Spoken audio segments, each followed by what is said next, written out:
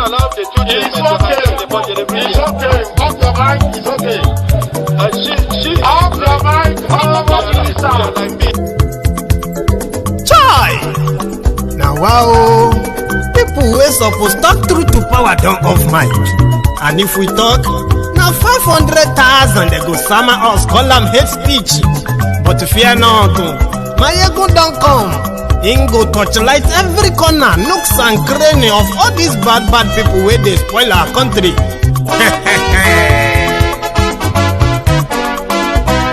So my people make we loud, oh yo yo. Maiyegun don't come, oh yo yo. My people make we shout, oh yo yo. Maiyegun don't come, oh yo yo. Maiyegun don't come, man of the masses, oh yo yo. Maiyegun don't come, oh yo yo. Maiyegun diary Politico, oh yo yo. Maiyegun don't come, oh yo yo. This one not the off in mind, oh yo yo. Maiyegun don't come, oh yo yo. Can in the touchlight every corner, oh yo yo. Maiyegun don't come, oh yo yo. Okay, some people be they holla say they want the power. Chai, them be promise us say we go get light and power. Them hustle sote they can't get the power. But now they know they do anything with the power. Every day, dollar just they get the higher power over naira. See them talk say make we off mind, but thank God say Maiyegun don't come. So my people make you ladder, oh yo yo. Maiyegun don't come, oh yo yo. My people make we shout, oh yo yo. Maiyegun don't come, oh yo yo. Maiyegun don't come, man of the masses, oh yo yo. Maiyegun don't come, oh yo yo. Maiyegun diary Politico, oh yo yo. Maiyegun don't come, oh yo yo. This one not they off in mind, oh yo yo. Maiyegun don't come, oh yo yo. Person where they do evil, no one make person talk. Them say that Maiyegun, that man too they talk. He too they talk. Say Maiyegun diary, he they hot like pepper. But every day then they take money in bulk. Woman picking they the street they hawk. Still them talk say make we not talk. But thank God say Maiyegun don't come. So my people make you loud, oh yo yo. Maiyegun don't come, oh yo yo. My people make you shout, oh yo yo. Maiyegun don't come, oh yo yo. Maiyegun don't come, man of the masses. Allow the children it's okay. Off your mind, it's okay. Off your mind, like me. Chai! Now wow, people wey suppose talk truth to power don't off mind. And if we talk, now 500,000 they go summer us, call them hate speech. But fear not, Maiyegun don't come. Ingo torchlight every corner, nooks and cranny of all these bad people where they spoil our country.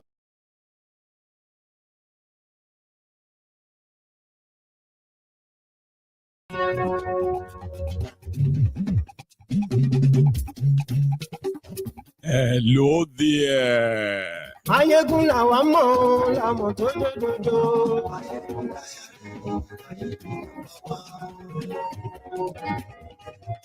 Apologies to everyone, the brethren in the temple of truth. My apologies. I ran into something that is more than what I could control. But I am here now, which means I will make it up to every one of you tonight.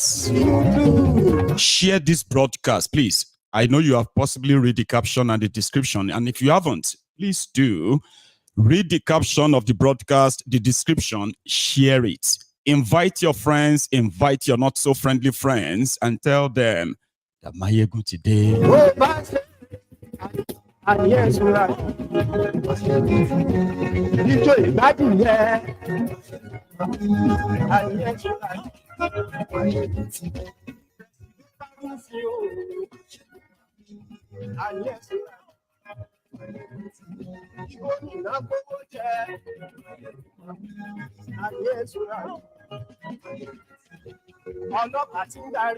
Thank you so much for joining me. Yes, right.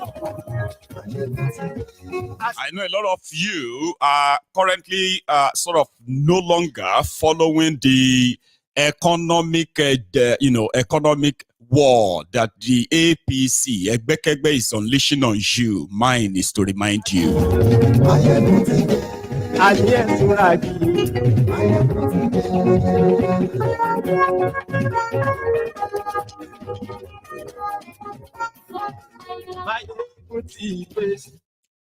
Today. So good morning to you once again. Good afternoon to you. And good evening to you from wherever you are watching from. It is Maiyegun live. Now, let us start with the recently leaked info that Tinubu's regime has been sort of, idea they have been playing with. They are planning to increase your VAT, value added tax, it is called. Nigeria has increased under this APC, Egbekegbe, they have increased their VAT by over 1,000% in the last 8 years. However, they are not really satisfied. Even though this might have increased to some extent, how much revenue they generate, they all went same way as others, looted. And what does it mean to say you are going to be paying 15% VAT on what you buy? It simply means that, if you are buying, for example, you are buying a bottle of Coke for 1,000 naira, 7.5% of that money goes to your government. So when government increases VAT like that, usually it is money that they should reinvest back into the economy, but that is not Nigeria. They collect it, they share it, and they steal it. Okay? So every bottle of Coke you buy, you will pay 7.5% of the total money. So when they increase VAT, manufacturers or traders, what would they do? They add it to the overall cost for the end users, you. So whatever it is right now that you are paying for essential commodities, including your, what is it called? Your data, the one, the networks that a lot of you are plugged in, right? So that means everything would naturally now increase prices. Remember the battle you are still facing, So the same Tinubu's government has also made sure that they increased the import duty, the tariff that they collect from those who are bringing things in to sell or to you in Nigeria. And these businessmen don't really have anything to lose per se. Well, maybe they will lose patronage to some extent, but they will always pass the cost down to you, the end users. So when politicians come to you and say they are doing everything will soon be fine, but when you look deeper into what they are really doing, you will realize that what they are doing is to hurt you more. Okay? I will come back to that. Ladies and gentlemen, one of the tragedies that has befallen Nigeria and Nigerians is, the Stockholm syndrome, where the oppressed not only forget the oppression, they acclimatized, they get used to it to the point that they begin to fall in love with their oppressors. In this regard, their dignity, humanity, and all of that will be stripped of them. And they will never have the courage to ask for it again. So Stockholm syndrome, which has given birth to coping mechanism. Nigerians will tell you that, like a daft frog in a pot of water on a burning flame stove. As the water turns from cold to lukewarm to warm to hot to roasting hot and to cooking hot, the frog will continue to adapt. You know, if this side of the body is inside the water and it's becoming too warm there, you turn the other side. And as they say, even in the animal kingdom, the animals will never allow the weakest among them to lead them. Never. Right? And that's why some will say, if you chase a goat, you chase a goat to the corner. There is nowhere for the goat to run to anymore. The goat will turn back. This time around, if you are standing on its way, it will likely have to break through you to escape. That's not for Nigerians. When you corner them, when you expect them to react like normally, when you corner them to the wall, we believe that our coping mechanism will give us the sense to break into that wall and hide. If the shege followed us into the wall, we enter more hole and wall and wall. And possibly there are other people entering walls and walls. In the process, they will then be the shield. There will be the immediate victims. So Nigerians that don't enter the wall, they will be thanking God that even though their situation is worse, but they are still alive. There are those who are already dead. There are those whose situation is worse. Coping mechanism. It's ours. And it is hereditary too. Because the generation before us, the one before them, and the one before those ones too, they did everything within their capacity too to contribute to this generational mess that we are in. And in every generation, the entire rotten system always have their own supporters. I'm talking about the supposed humans, Nigerians, that have been stripped of their dignity, of their humanity, of their respect, self-esteem. And these are the Nigerians that are making it difficult for every generation to break loose from every criminal government of such generation, because that is hereditary coping mechanism.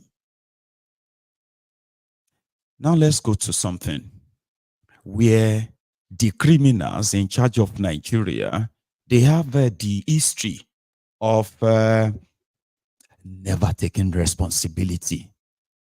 And it is pretty much like, as we said many times here, right, that they are the reflection of the people that they lead, majority of them. When people don't know how to take responsibility and they found themselves in position of leadership, they will still never take responsibility. And in a country where taking responsibility is like a drinking poison to so many, so they would rather blame somebody else or even blame the devil. Do you understand?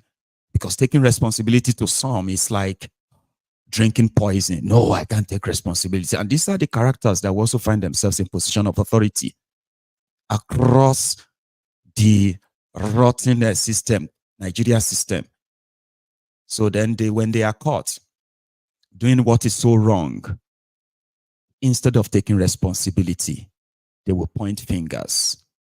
Now here is the situation that is developing. And we are talking about the Okuama people of Ugeli local government area of Delta State, which Tinubu, like many other announcements and presidential orders that Tinubu has given in the past, they've all come back to haunt him and haunt millions of people in Nigeria. Many have lost their lives because of pronouncements of Tinubu alone. When Tinubu said subsidy was gone, They may not give you the data of those who have lost their lives to hunger, to crime, who have lost their lives, because they could not afford the medical costs. And all of these are not really documented, but they have happened. Okay? When Tinubu said that you should give the terrorists in Nigeria your land, and the fact that it's continuing from where Boko Haram stopped, that simply means that the Fulani terrorist in Nigeria still enjoys immunity. More people have been killed, more have been kidnapped. Pronouncements. When Tinubu said there is no longer subsidy for education, therefore, if you need to go to school, you can go and get the student loan. The student loan that they had no real plan to give to you, immediately, your school or your education, tuition and costs, everything what? Skyrocketed. The economy itself is kind of choking, dying. Pronouncement. And when he came out and he repeatedly told the world that Nigeria is floating a currency, Naira, and then they will allow it to reach its own rates and blah, blah, blah, blah. An accountant for Mobile, an accountant for Deloitte, person we no be accountant, person we no go school, but is presented as an accountant from all these reputable organizations that do not even know him. Fine, let's even say he was there. Accountant from all these places, right, is your president. The account, oh dear. Anyway, 1 second though. Let me say hi to E82. Thank you very much, by the way, because I could miss that as we go deeper. Live and direct, the general of truth. All hail Biafra and Oduduwa. Get my daily dose of enlightenment. War in Bayelsa. The start of something bigger. Well, there's been so many things pointing to something bigger. And on this diary, I keep the memory alive, don't I? Here is Celia. Thank you, Celia. This can ignite the official war that has been silently going on. Thanks, brother Maiyegun, for all you do for humanity. Posterity will be nice to all of us. Thank you so much for your own generosity too. Garba Life. Celia, dear sister. Pronouncement without thinking it through. And the consequences are alarming, at least to any reasonable person that is not living in that la land. Tinubu he said he gave the Nigerian military the full authority to do whatever it's going to take to fish out the people that killed soldiers.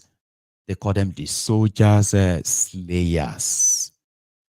The community came out and said, we've never had any problem with the military. In fact, how things just turned upside down is still a mystery to so many of us. They killed, so far so good.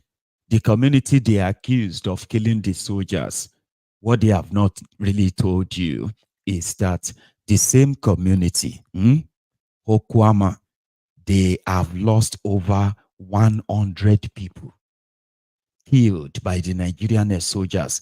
I have evidence. I do. Some of them are just too gory for me to show to you. Too graphic. In the authorization given by Tinubu, they have burned down the entire community, killed as many people as they can. Now, they have also invaded a community in Bayelsa. And according to them, the militants that they believed carried out the attack on the soldiers has been traced to Bayelsa. Hang on. We need to begin to put the pieces together. I have the full clip of the victims of these two places. Now, they said they got the hints that the leader of the militant, so it is no longer the people of Okuama that killed the soldier anymore. I'm coming back to putting all of the pieces and lies that did not even last for 24 hours. They have given different stories. But do you know something they have not told you? Is that as they were making up all these stories, they are murdering, they are slaughtering, they are butchering Nigerians in these mentioned communities. When they got to this community in Bayelsa, ladies and gentlemen, they killed 11 people because they are looking for the leader of the militants. They attacked people here. For the ones I can show you, okay? Take a look at this. Yeah. Now, this is Bayelsa, okay?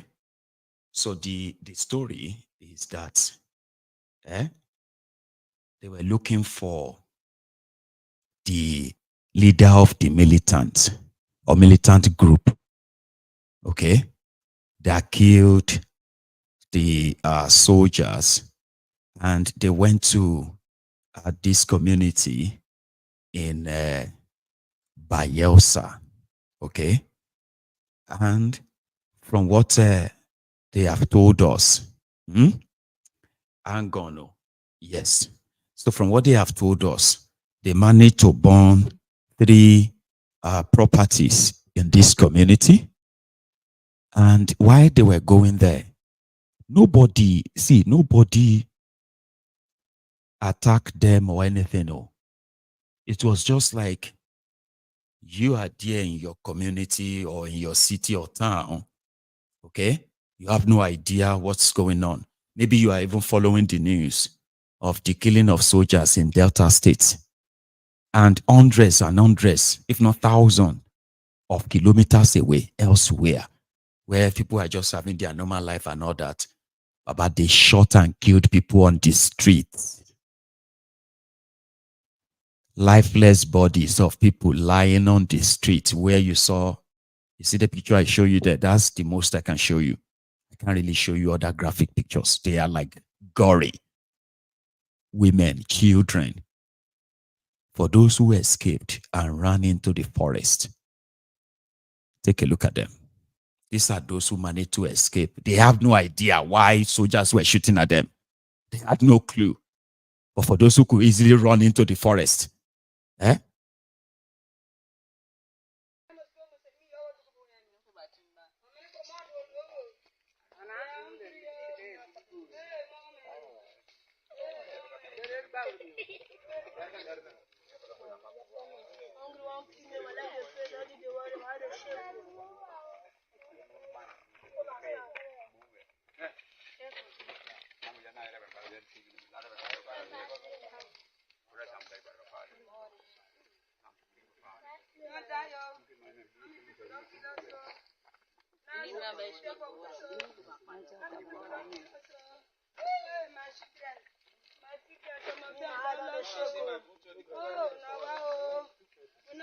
Everything not finish, everything not finish. Oh, my picking. Yeah. My picking, no No money. Oh, I'm not carry anything to them.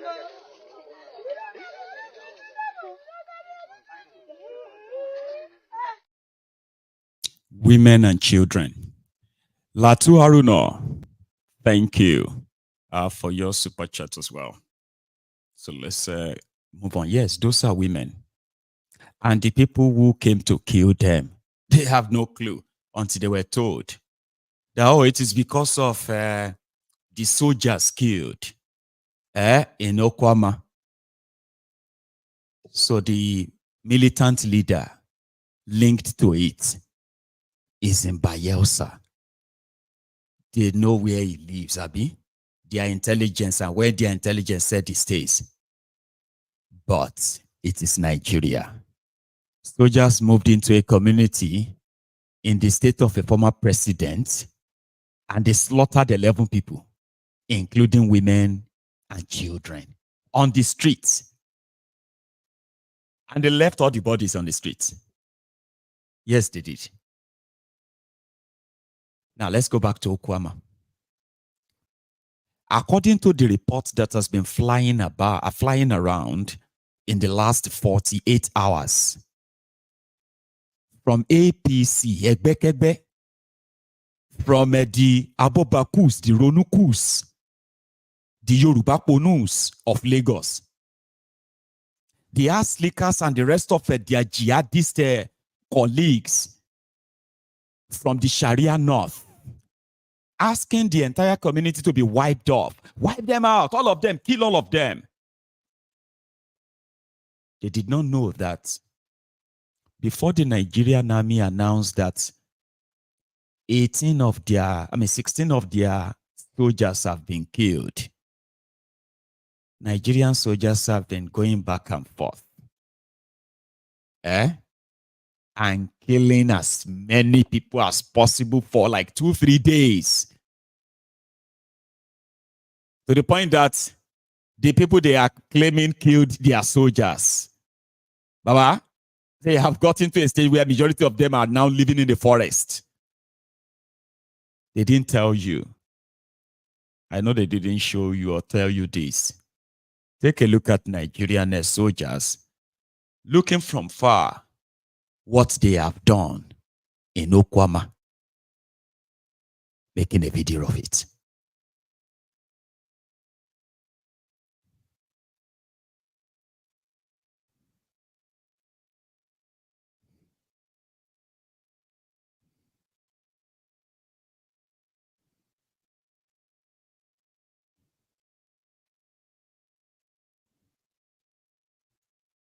Now, those are the Nigerian army laying siege to a community of armless civilians.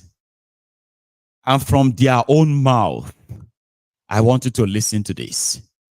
Those who survived the carnage when the military went there on the 14th, killed over 20 people, went back there on the 15th, killed over 50 people, burned houses. They didn't tell you all of that, did they? They didn't tell us that, right? But now, suddenly, there is a militant leader in Bayelsa linked to the killings of the soldiers. What will happen to over 100 people they have slaughtered in Okuama, if I may ask? And what will you say to those of you who have called for their death and killings? Would you say they are Okuama people are militants? That disarmed, corrupt military men? Okay, I'll let you listen. Unsettled incidents that occurred on Thursday, March 14, 2024. They recalled their surprise when military personnel arrived in 2 boats, purportedly for a peace talk with the community chairman and leaders. The villagers described how the military personnel were warmly received at the community town hall with kola nut offerings and support, leading to a peaceful dialogue. However, tensions escalated when the military insisted on taking the community chairman and some leaders for further questioning after the peace talks, which was refused. This refusal, they claimed, prompted the military to open fire, resulting in casualties within the community. Additionally, they recounted a subsequent attack on Friday, March 15, 2024, where houses were set ablaze, forcing residents to flee for safety. On the 14th of March 2024, they at home that very day, they now saw that some military personnel, army, came to Okuama. So they now welcome them. They say they want to walk around the community. They walk around the community. Say they want to go to the town hall. They have a peace talk. They now went to the town hall. They now entertained them as a military men. They welcomed them. So they now asked for the community chairman and the community leaders. So they sit with them and they have a peace talk together. Then after that, they now asked the community chairman and the community leaders, some other leaders, to follow them. So they say, we have already have the peace talk with you people, so you have to go. They say they must take the leaders away. So they said no. So from then, the army turned the whole story to violent. Right there in the community town hall, there the army started shooting our people there. Then from there, people started running. Some were killed instantly. Then everybody ran away because nobody expected a shooting of an army in the community that very day. Then the army now went. Within a while, the army now come back again with more reinforcement, gunboat and all that is. And instantly, about 20 persons was killed. Then when they come back again, they begin to shoot. They killed nothing less than 50 persons. Then the following day, they now mobilize again. Some of the army, they are coming from Bamandi and some of them are coming from Okwabe. They come together and burn the whole community down. That was on the 15th of March. So the whole community was raised down. That very day, we don't expect that we just see some 2 gunboats come with army. So we can't surprise, say we don't get problem with army. Now we ask them, what happen? Say they come for peace talk. So then we welcome them. It's attended that very day. After the entertainment, when they won't go, they come say they won't take our chairman and the leaders along. We say, for peace talk, when I come, I won't carry our leaders. They come out. We know go allow and carry they come out. So the army they just change all of a sudden. Not be like people we entertain just now. Then they begin open fire. That process of firing. Our youth, old women, children died that spot. More than 20 of them died instantly. Later they come out. When we say they will come back again. Begin the open fire. Then on the 15th of March 2024, they come back again, burn the whole community. Burn every house is when it be said the Okuama community. Some of us now, our children, we never see them. Our parents will never see them. Inside the bush now where we hide now, so dead body dead there. Now we they talk so. So we won't make government come rescue us. Now we they cry to the government, may they come help us. They also refuted the circulating media reports alleging that members of Okuama community initiated an attack on the military personnel in the river, dismissing such claims as entirely false. We Okuama community, we very peaceful community. We not attack army for inside river. The army they come meet us for peace talk. We entertain them for inside our town hall. Put money, put cola, wage down for them that day. Now after the entertainment, they won't go now. Now they can't tell us, say they won't carry our leaders, they follow body go. Now we say no, it's not possible like that. Now come for peace talk. When I can't carry our leaders, follow body, go again. We don't want them in that way. So the army now they can't get angry once. Begin the shoot. Presently now, none of us did the community again. We not attack the military men in the river. Because when they came, we are in the town hall. We entertained them, drink and money. We wish cola for them. So they were very happy when they see the entertainment. Then after that, when they say they want to take the community chairman and the secretary and some of the other leaders away, it is there they say they cannot be able to follow them. When the army change mind suddenly and open fire right there in the community town hall, kill many of the youth, the women and some other children. They urged the federal government, state government and military authorities to conduct a thorough investigation to uncover the truth behind the incidents. They questioned why the military personnel would seek to take their community leaders with them after the supposed peace talks, emphasizing the need for clarity on the matter. See? I believe them. Like I said this afternoon. Because you know why? You can tell from this video that they were saying the truth. The military, the Nigerian soldiers, that laid siege to the community, killed over 100 people right now. Over 100 people were slaughtered. Who gave the order to arrest the leaders of of that community? And why did they go there to say they are coming for peace talk? Peace talk on what? Who gave the order? And let us now ask, who killed these men?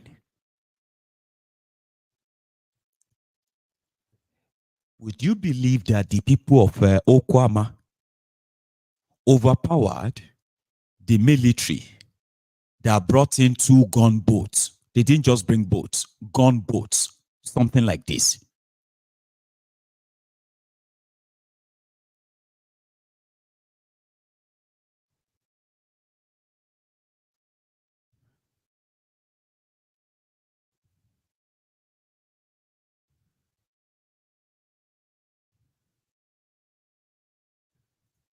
So would you say the community overpowered these people and they killed all of them, beheaded some of them, buried them somewhere?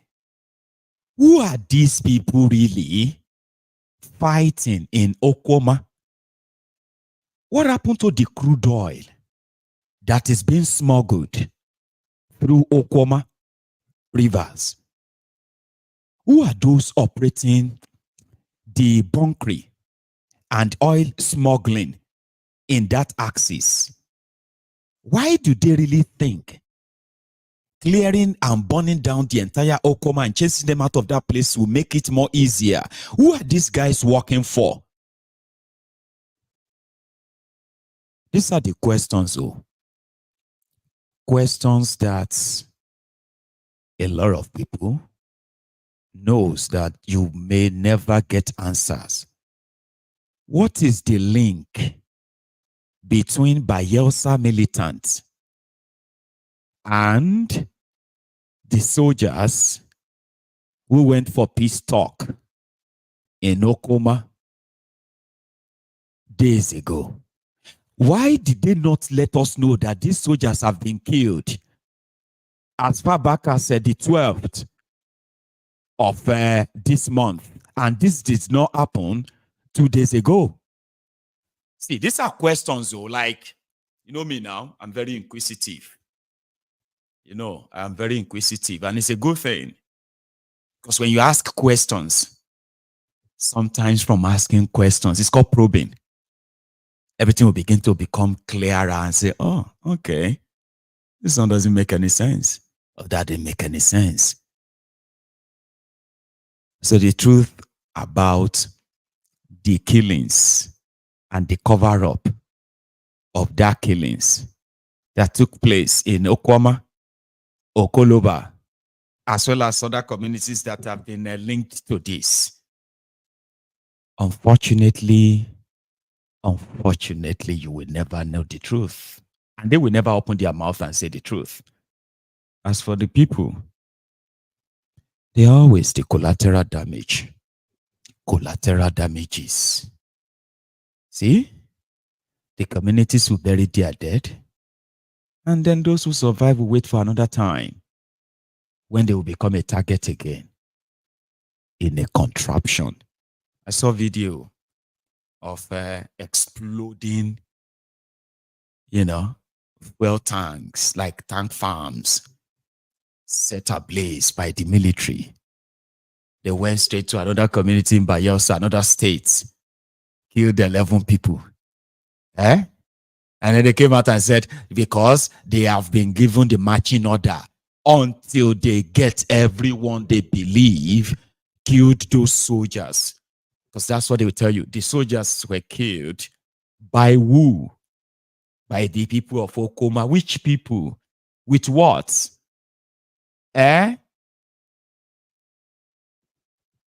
Well, somebody said this is going to be a start of something, but I don't know. I've seen worse. Okay? Don't see it as a start of anything. It's just going to be part of the cumulative reasons why the implosion of Nigeria will start from within. So we have seen shootings everywhere today alone. Even in Asaba, the capital of Delta State. We saw the policemen too, shooting directly at who they call the protesters. Another story. Anyway, let's go to Niger. The Nigerians have not only cut ties with France, cut ties with ECOWAS, Nigeria, stopped Nigerians from crossing their border. Don't go to Niger. So don't go to Niger because their border is short. So that means you probably will have to smuggle yourself in if you dare. They do not want them. So now they have told the Americans, we give you so days, please. You would have to leave. We do not want you or your drone base in our country anymore. And that seems to be like a big one, isn't it? Here is that brief 2 days ago. Communiqué. Le gouvernement de la République du Niger porte à la connaissance de l'opinion nationale et internationale que les 12, 13 et 14 mars 2024, ses représentants sous l'autorité de son Excellence M. Ali Mohamed Lamine Zen, Premier ministre, ont eu une série de rencontres de travail avec une délégation américaine composée de la sous-secrétaire d'État adjointe aux affaires africaines, chef de mission, Madame Molifi, du docteur Céleste Wallander, sous-secrétaire à la défense pour les affaires de sécurité internationale, du général Michael Langley, commandant en chef de l'Africom, et de Madame Kathleen Fisborn, ambassadeur des États-Unis d'Amérique au Niger. Sous la forme, l'arrivée de la délégation américaine n'a pas respecté les usages diplomatiques. En effet, c'est de façon unilatérale, par note verbale, que le gouvernement américain a informé le gouvernement nigérien de la date d'arrivée et de la composition de sa délégation, ainsi que les autorités nigériennes à rencontrer, sans précision aucune quant à l'objet de sa visite. C'est donc par courtoisie et suivant nos traditions millénaires d'accueil et d'hospitalité que le gouvernement a reçu la délégation américaine. Sur le fond, les échanges entre les deux délégations ont porté essentiellement sur la transition militaire en cours au Niger, la coopération entre les deux pays, en particulier la coopération militaire et la lutte contre le terrorisme, les orientations et perspectives politiques du Niger dans leur aspect relatif au choix des partenaires sur le plan diplomatique, militaire et stratégique, étant entendu que dans l'approche américaine, toutes ces trois questions sont profondément liées. Sur la transition en cours et le retour dans le meilleur délai à un ordre constitutionnel et démocratique, le gouvernement du Niger a réaffirmé sa ferme volonté d'organiser, dans les meilleurs délais, le retour à une vie constitutionnelle normale. Il s'agit d'un engagement solennel, en toute responsabilité, du président du Conseil national pour la sauvegarde de la patrie, chef de l'État, tel qu'exprimé dans son adresse à la nation du 19 août 2023. Sur le choix des partenaires diplomatiques, stratégiques et militaires, le gouvernement du Niger regrette la volonté de la délégation américaine de dénier au peuple nigérien souverain le droit de choisir ses partenaires et les types de partenariats à même de l'aider à lutter véritablement contre le terrorisme, alors même que les États-Unis d'Amérique ont décidé unilatéralement de suspendre toute coopération entre nos deux pays.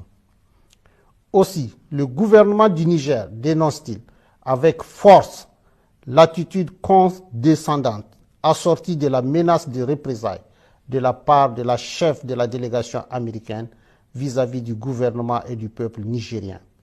Cette attitude est de nature à saper la qualité de nos relations séculaires et miner la confiance entre nos deux gouvernements déjà entamés par les événements du 19 octobre 2023. S'agissant des cas précis de la Fédération de Russie et de la République islamique de l'Iran, deux pays avec lesquels le Niger entretient des relations diplomatiques depuis plusieurs décennies et qui focalisent particulièrement l'intérêt des États-Unis d'Amérique. Le gouvernement tient à porter à la connaissance du peuple nigérien et de tous les peuples de la communauté internationale qu'il n'a jamais signé d'accord secret avec ses pays partenaires. Tous les accords signés par le Niger depuis l'avènement du Conseil national pour la sauvegarde de la patrie respectent le droit international et les règles de transparence. C'est pourquoi le gouvernement du Niger rejette les allégations mensongères de la chef de la délégation américaine consistant à soutenir qu'il aurait signé un accord secret sur l'uranium avec la République islamique d'Iran. Cette approche cynique, habituellement utilisée pour discréditer, diaboliser et justifier leurs menaces contre les États, ne pas sans rappeler l'exemple de la Seconde Guerre d'Irak. En effet, les Nigériens et l'ensemble de la communauté internationale se souviennent encore des fausses preuves brandies par le secrétaire d'État américain devant le Conseil de sécurité pour justifier l'agression américaine contre l'Irak et que dans cette affaire, le gouvernement du président Tanja avait été accusé de façon mensongère d'avoir fourni de l'uranium aux autorités de Bagdad, alors même qu'il est de notoriété publique que l'exploitation de l'uranium nigérien est totalement contrôlée par la France. Quant à la Fédération de Russie, il s'agit d'un partenaire avec lequel le Niger traite d'État à État, conformément aux accords de coopération militaire signés avec les gouvernements antérieurs pour acquérir le matériel militaire nécessaire à sa lutte contre le terrorisme qui a fait des milliers d'innocents victimes nigériens sous l'œil indifférent d'une bonne partie de la communauté internationale. Enfin, le Niger réaffirme son engagement solennel à coopérer dans la transparence et le respect de sa souveraineté, avec tous les pays et peuples épris de paix et de justice, conformément aux règles du droit international. Sur la coopération entre les deux pays, en particulier la coopération militaire et la lutte contre le terrorisme, faut-il le rappeler, la présence américaine sur le territoire de la République du Niger est illégale et viole toutes les règles constitutionnelles et démocratiques qui voudraient que le peuple souverain, notamment à travers ses représentants élus, soit consulté pour l'installation d'une armée étrangère sur le territoire national. Ainsi, c'est par simple note verbale numéro 174 du 6 juillet 2012 que la partie américaine a unilatéralement imposé au Niger un accord relatif au statut du personnel militaire des États-Unis et des employés civils du département américain de la Défense sur le territoire de la République du Niger. Cet accord est non seulement profondément injuste dans son fond, mais également ne répond pas aux aspirations et aux intérêts du peuple nigérien pour les raisons objectives suivantes. D'abord, il contraint le Niger à payer des factures liées aux taxes des avions militaires américains dont ces derniers doivent normalement s'acquitter et qui coûtent des milliards de francs CFA aux contribuables nigériens. Ensuite, les autorités nigériennes compétentes n'ont aucune information sur les activités militaires menées à partir des bases américaines au Niger et ignorent jusqu'aux effectifs civils et militaires ainsi que le matériel américain déployé sur le sol nigérien. Enfin, l'armée américaine n'a aucune obligation, selon l'accord. That is why I had to go and look for the one that was subtitled. Even with subtitle, when I see they scream there, Maiyegun, waiting me this, Maiyegun, you do this one. Subtitle was there for you to read. It's important you watch everything. Yeah? I know we don't speak French, right? I had to go and look for a subtitled one. A photo. All of that now didn't really count for some of you. Anyway, I'll tell you wait till they talk. Okay? It's pretty much saying that America is not treating them like they are real country. They have no respect for them. That they came to their country, giving them conditions of who to meet or who not to do business with. Accusing them of giving their uranium to Iran and Russia. That is how they did in accusing Iraq, okay, of building this or that in order to invade Iraq. And even in their bogus investigation, they mentioned Niger for giving them uranium for bomb. Now they walk into their country and just walk all over them and trying to kind of tell them, like giving them command. Like the insult is okay. Now they're not taking it anymore. That for years, they've never been bothered to know what Americans are doing inside the American embassy in their country. All of their military, military operations and all of that, Niger has no clue. Now they still have the audacity to come and talk to them about, returning to democracy, this or that, and giving them conditions, to the point of giving them conditions on which country to relate with. Now, this is going to be their stand from now on. And that's why I was reading. The sweetest part, and I don't shout my name, say, make I come, Maiyegun, Maiyegun, Maiyegun, come, Maiyegun. Just waste time.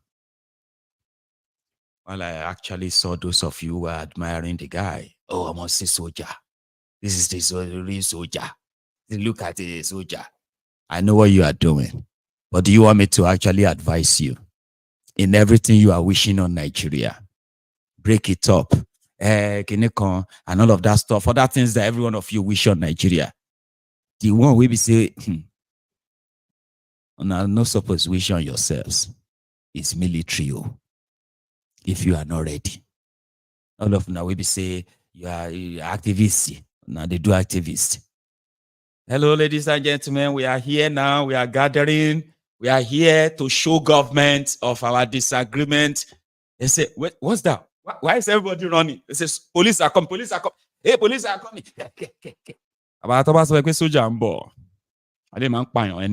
So if you don't get, if you be careful of what you wish for. Sure, that's my advice. Be very careful. You are seeing what they are doing. Lawless criminal animals. They will tell you they are only obeying orders. We are only obeying orders. If you they wish anything on top Nigeria, and you can't wish for military takeover. In Nigeria, it is more or less like you lock yourself inside the house. Okay? A house that has been sort of, days with petrol, gasoline. You can't light one cigarette inside the house. All door locked, window locked, everything. About kuni now. You don't know, say, even if you come out alive, you go get injury. Military. If you are not ready, do not ask for it. And I do not wish it on you. Don't be say if you come too, I not go get used to it. I still go find ways to get used to it. But don't just remember that I said it. If you hear gang, or more, instead of going on the street to celebrate, carry cutlass, carry anything where you feel carry, the metal drum in your compound. Ask the weather on your street to cut it into pieces. May everybody take and do bulletproof. Put one inside one of your chest. Sew the thing around it. Put one on your back. Because if you go out there, Baba, I have seen them more than. Remember, Nigerian soldiers, they are not trained to defend the territorial external aggression or territorial integrity of Nigeria. They were not trained. They were trained to kill you. In case some of you don't even know. When soldiers come to your community, and they walk about, and all of you are happy.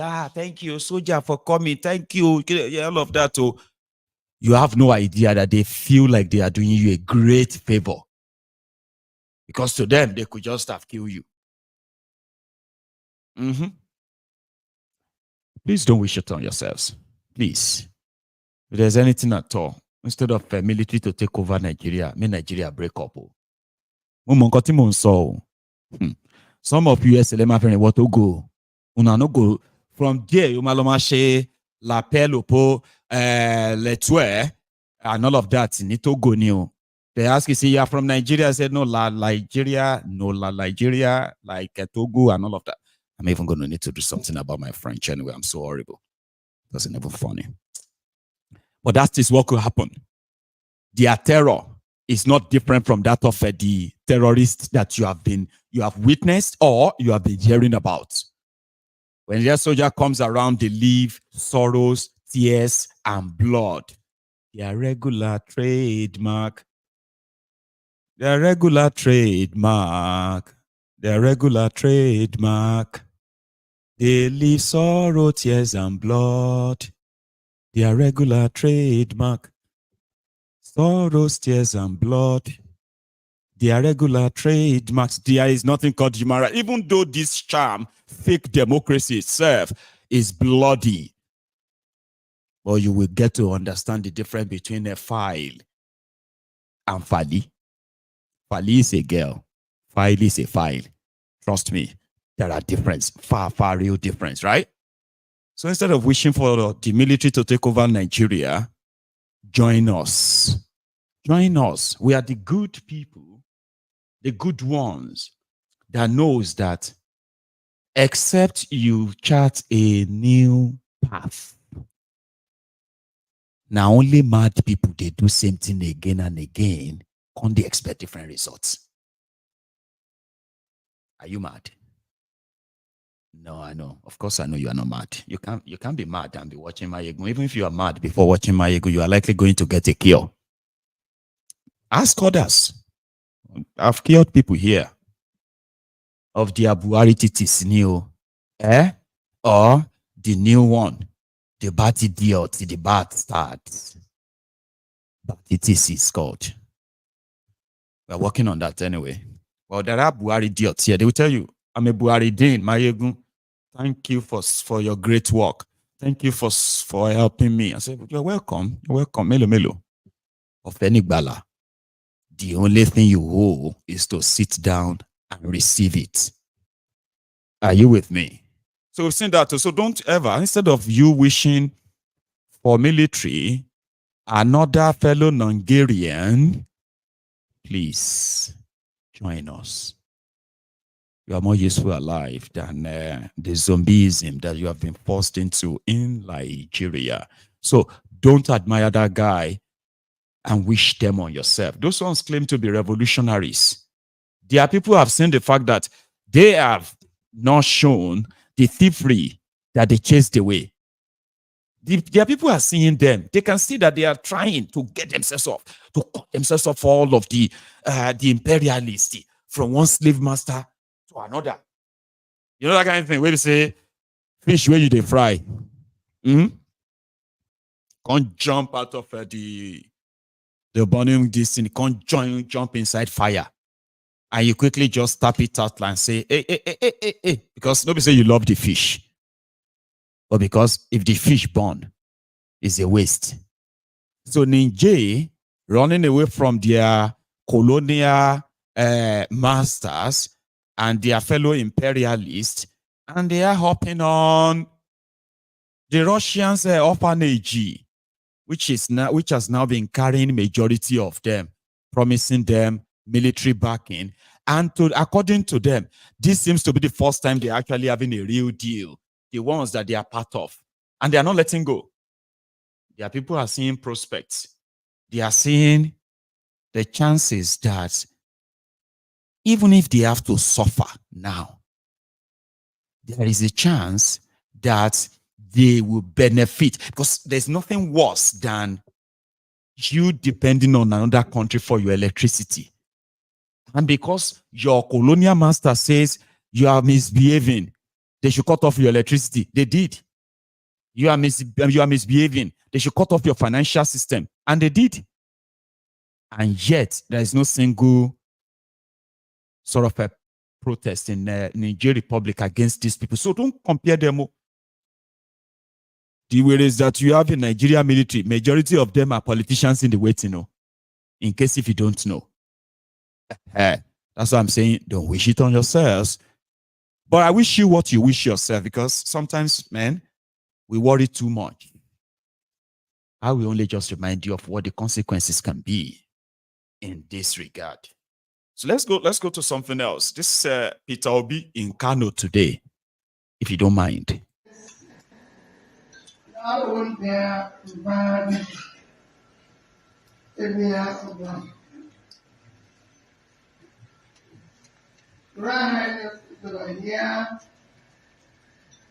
Let me, for finance of the state, stand and borrow all protocols and respectfully and duly observed. Your Highness, you recall, first I have to thank you most sincerely that last year when we were campaigning, we came here, you did not just receive us, but you did give us even advice, guidance, on how to go about it. I will still come back to say thank you because I said, wherever I pass, as you know, the problem with us who are politicians is that we never go back to say thank you. And that is why we forget what we promised when we are campaigning. I will still come back and say thank you to you. I promise us to come and sleep in laughter without thank you talking. So, my reason for calling today, Your Highness, is finally to say thank you, which wherever I go, they say, oh, but if you're not the winner, you're saying things. They say, yes, because when I pass, you welcome me. I need to go back and take you. So, finally to say thank you. But most importantly, this is Ramadan fast, and I felt any from. I'm so excited with you and your people. This fasting is and also there's a borehole facility that we're setting up around the beach. I told them everybody knows the need for water, everybody knows the need for people today. So I came to show my own solidarity to you and be able to. For the first time was in the year 2008 when I was in Enugu. And for some good reason, we met and then struck friendship. And Your Excellency, you remember all those good dates that we have to travel from Enugu to Oka, and sometime we meet you in the office before we go to the government house. We'll have either dinner or lunch together. And Nigeria was so good then. So sometime we'll be. Permit me to say, I have never met one of the most humble emir in my life, like the emir of life. He is so humble, almost to a fault. Thank you very much for your warm reception. Excellency, the former governor of Anambra State, the great mobilizer of the Nigerian youth, the wave of the moment, His Excellency Peter Gregory Obi. The motive is in particular very important. On my left here is Madam Ibrahim Abdelkarim. He's the DG of the Big Tent, and he's on the contract of the Secretary. Our government candidate of the Labour Party from Delta State, all the way from Delta State, Mr. Pempela is here with us. Our very amiable chief protocol of the Obedient Presidential Campaign, and so Mrs. Chinyelu, she is also here. You can see her also representing the northern part of the United. Thank you very much for coming. And of course, our very humble movers and shakers of the Obedient movement, Dr. Mo, who is also with the electoral committee. This is my humble self, Dr. Yunus Adampu, and the Ubuzela of the Obedient Campaign Organization. Thank you.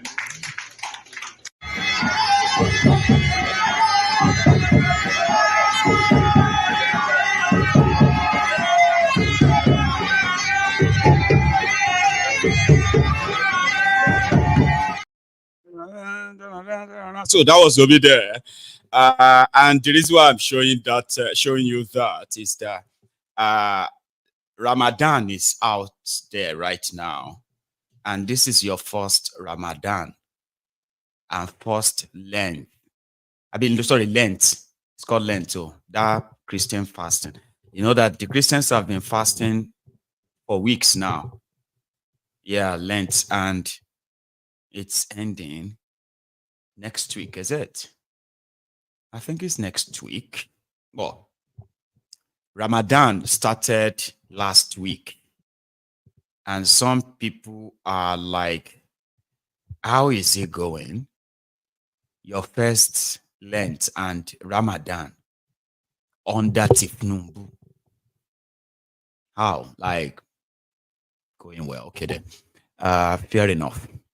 Emiya Shika. That's how we greet people fast in Yoruba. They say, okay, you know, Emiya Shika are well. Already, I saw somewhere where they were thanking Tifnumbu for giving them Ramadan rice. Ramadan rice for free. But do you get Ramadan rice in the south as well? Because I've seen them in the north. You know, they said that Tifnumbu must do something or else what will happen for not. Ramadan that is coming now, they must give them food. In fact, one of their governors, I think this one is the Sokoto governor, to show their commitment to the poor people. Sokoto State alone said they are spending 7 billion, I think 7.5 billion to feed people during this Ramadan. See their governor now.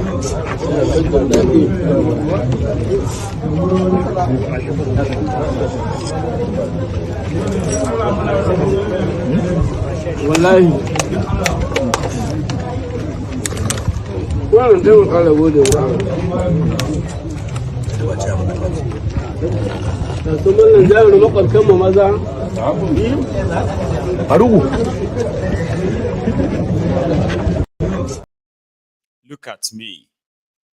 I am a state governor and I am breaking my fast with a beggar boy.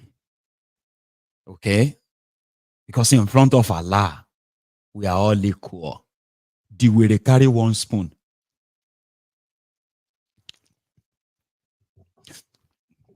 Pure water. Pure water.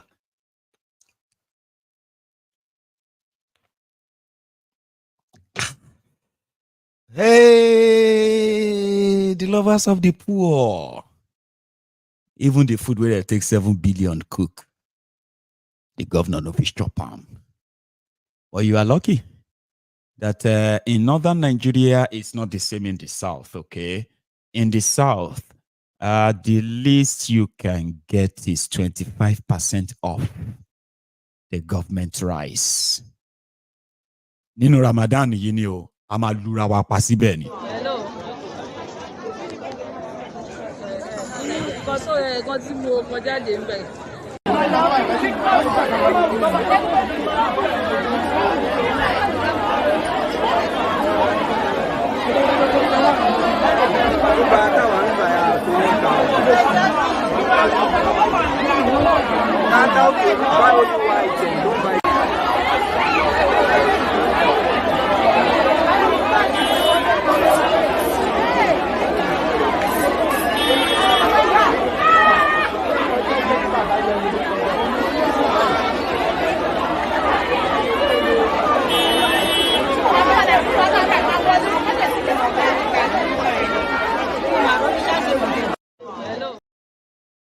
Now 25% reduction. But we did not receive any incidents, okay? Like nobody fainted, nobody died. Only this auntie who is so unhappy. What kind of a thing is this? How are you saying you are helping us when you are actually robbing us? What kind of a thing is this? And all of that. Also, your 25% go lori oúnjẹ, but one sure the food are too expensive. Ni ita amara foreign derica of rice ni 1.5. At the end of the day, 1,000 to something. Nibi amara derica wa konita ni 1,000 naira, which is only beans. But ki se drum kan gbe wa fún wa yi. E want 5 kg e wa fún wa ni 5,000, ni 6,000 plus. That is very much of it. He called himself a government. Let the government reduce the price of food for us. We are much suffering. We vote for him to be there. This is much of him. Let him reduce everything. We cannot face it. They said they came here with enough of food for us to require. But at the end of the day, much of it is too much. The price is too much. Let him minimize everything. They didn't remove any 25%. Each Gwadru Baku can sell 5 derika of rice for us at the range of 1,000 naira. Who is government to sell it 5,000 plus? For what? They should please let them reduce the price. We can't face it. Only the egg and cheaper here. Only the egg they sell 2,000 plus. Others are much expensive. Even the onions, the price is too much. Please help us to tell Governor Sanwo-Olu, let him reduce the 25%. The price they are reducing for us is too low. That is not the price we are expecting. We are expecting much from him, not the facing we are facing now. Please, thank you. Àtisebo, àtisete, àtisete, àtinúparọ́ tipẹ́, àtisete, òtítọ́ òdìmú òdodo òsìmọ́, àtisete, òtítẹ́, kágbádé fálárì, àtisete, kágbẹ̀bí fálárì, àtisete, adájọ́ ń parọ́ torí owó, àtisete, àtisete, òtìlú ń parọ́ nítorí ipò, àtisete, àtisete, èdò gbówó mìíràn, àtisete, àtisete, ètisete, àtisete, ìjàǹgì aráàlú, àtisete, àtisebo. Atishebo.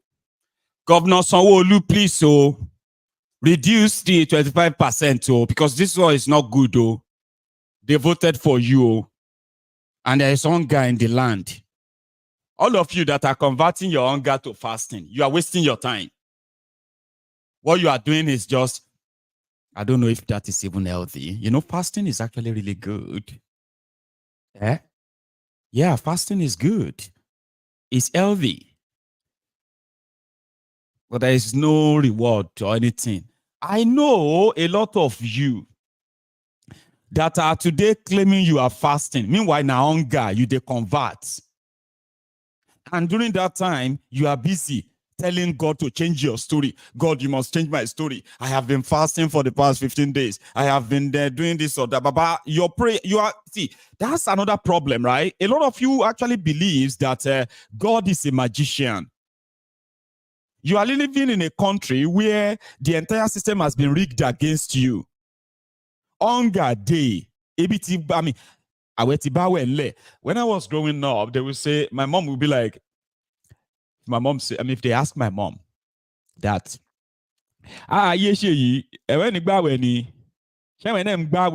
because my mom was a Suwe, right?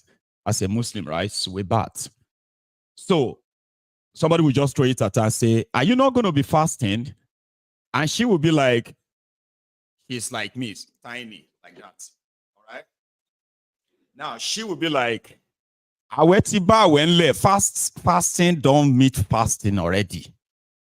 You know, where in most cases, we have to skip meal so that we can have probably a better one in the evening, kind of.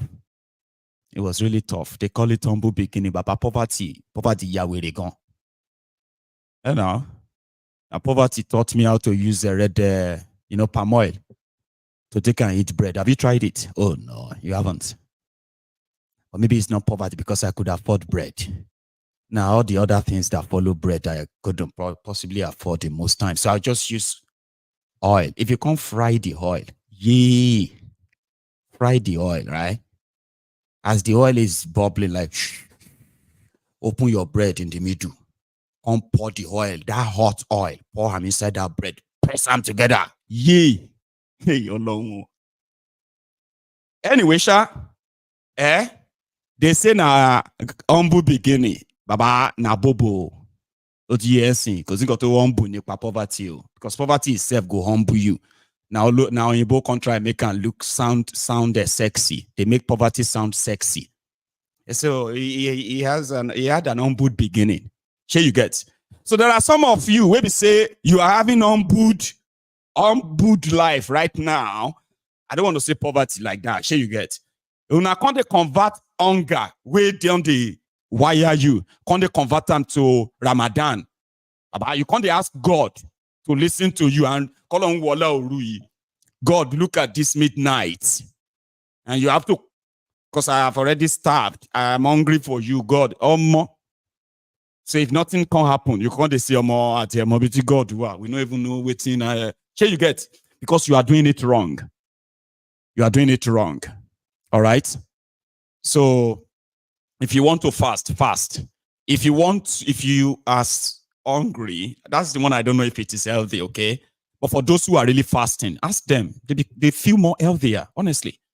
Like you can break your fast maybe 3 in the afternoon or 8 in the evening. You can hold on for long. You eat just once in a day. For the Christians, right? You eat twice in a day for Ramadan. No person will get food, they even they cook sari and all of that. Some of you don't even chop sari. What is the point? What are you going to eat in the... Oh, just wait till you leave Nigeria. So some of you, your own Ramadan, now once a day you eat. And we all know why. That's not Ramadan. That one no get ladder and no get any reward. There are some of you too, because those who are kind of fasting, the Lent fasting and all of that, sure you get. It's healthy, ask them. You know, people become healthier, you know, if you want to lose weight, if you want to watch your cholesterol, if you want to take care of, in fact, health-wise, honestly, like, apart from the, you know, the reward that comes from, you know, fasting normally, right? It's actually healthy. I fast every day. I only eat once in a day or twice sometimes. And I'm like that skinnier, 60 kg. I'm healthy. They told me that I've only got my metabolism, my entire body mass is that of 24-year-old. 24-year-old boy. Yeah, I'm 24. But no be people will be say go they use Ramadan to cover hunger. You know they work like that too. And that is why I sort of hope that there are free food in the north. Some of them will get to the south. But it's likely going to get to you in Edo. Because Steve Tinubu met with the Edo APC, Egbekebe. And you know something? They said that Kwakwansop, that's Kwakwansop. You know the guy that was Kwakwansop's running mate last year, vice presidential candidate to Kwakwansop, Now you go be the deputy governor of APC governorship candidate. But I'm coming to that. But have you ever seen where criminals steal a whole car before? Yes, you have. Have you seen where criminals, burglars, that they empty a whole house by looting everything inside? Yes, you probably have seen that, so maybe not often. Okay. And have you seen what else can be mind-blowing? No. Have you seen a snake swallow money before? Or you've heard? What about the monkeys that stole money? These can be fairy tales, Abi. But I don't see thief.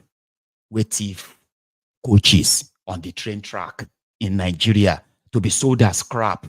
Baba, when your train coach, I was really, really alarmed this afternoon. I believe some of you should see it too, even if you haven't seen it before. In Maiduguri, where did they stone people to death for blasphemy? Sharia did there. Somehow, the Sharia no fit capture this kind of thief. Ogbologbole wey fit steal coaches. Meta, 3 coaches. You know train now, you don't see train where, hey, you saw those coaches like that, where people, they sit inside. 3 of them, somebody wants to steal them, consider them as scrap. Only in Nigeria. See. These are coaches of the Nigerian Railway Corporation, loaded and about to be evacuated to only God knows where, before they were intercepted and parked here at the railway terminus in Maiduguri. Please, so don't forget to, they don't pack them.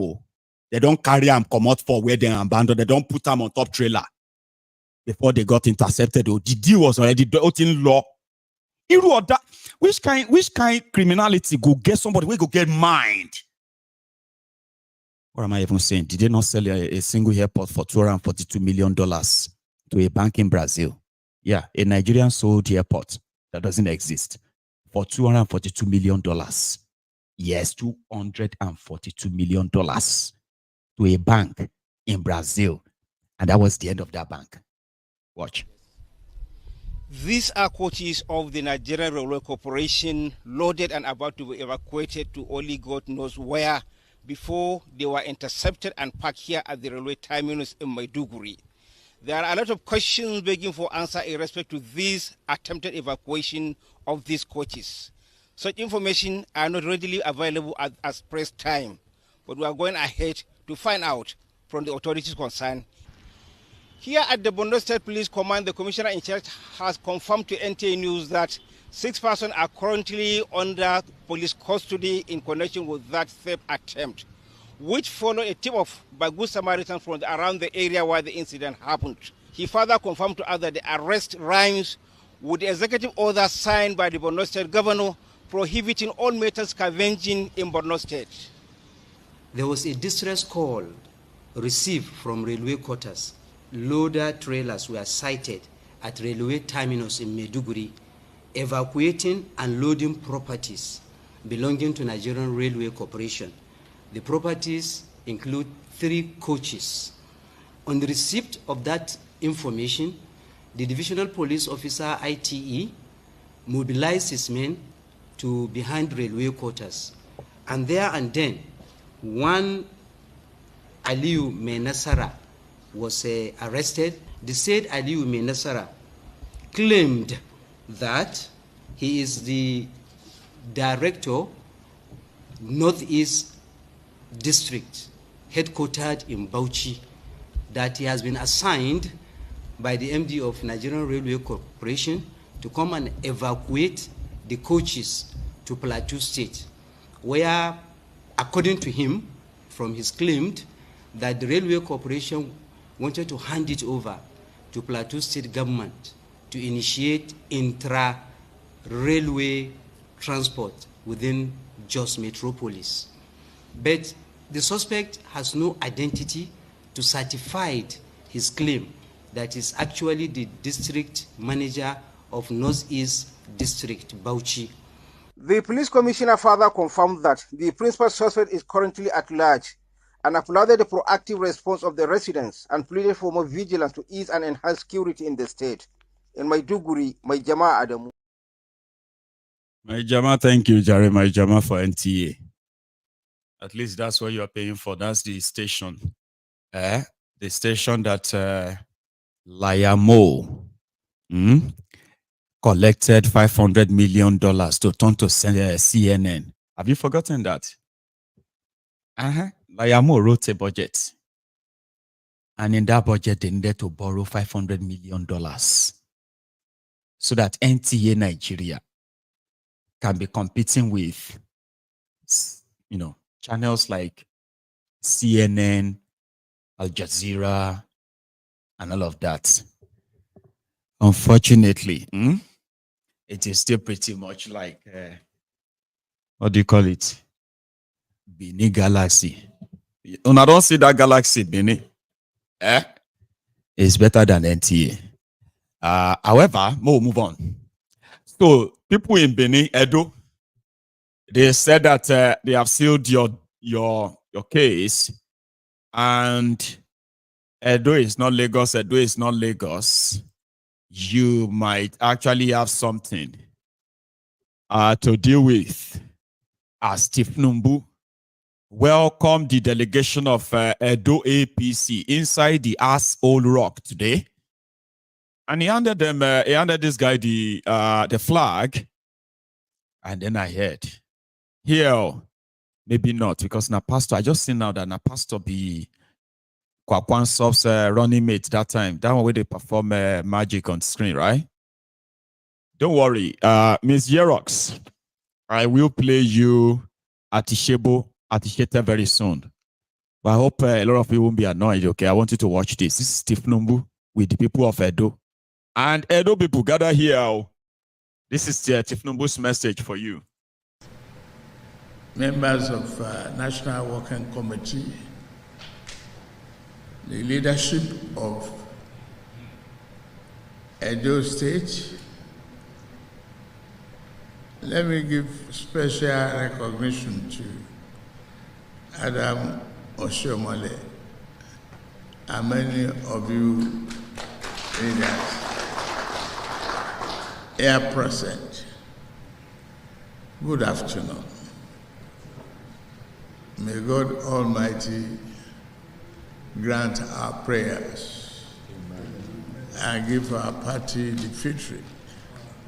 So many of familiar faces and leadership are here, and I'm glad that you are here. You understand the importance of Edo State to Nigeria and particularly to APC. We started a good journey together. We've either made the shadow. Since then, it's been a roller coaster. After Adam, I will reserve my comment to the campaign period. I am very glad of what you've done as party leaders, putting our house in order. To our candidate, thank you. To the running mate, thank you.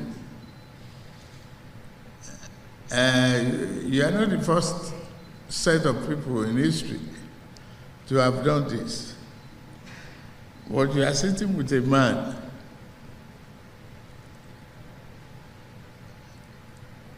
as the chairman of the party who had experienced a similar situation that you were.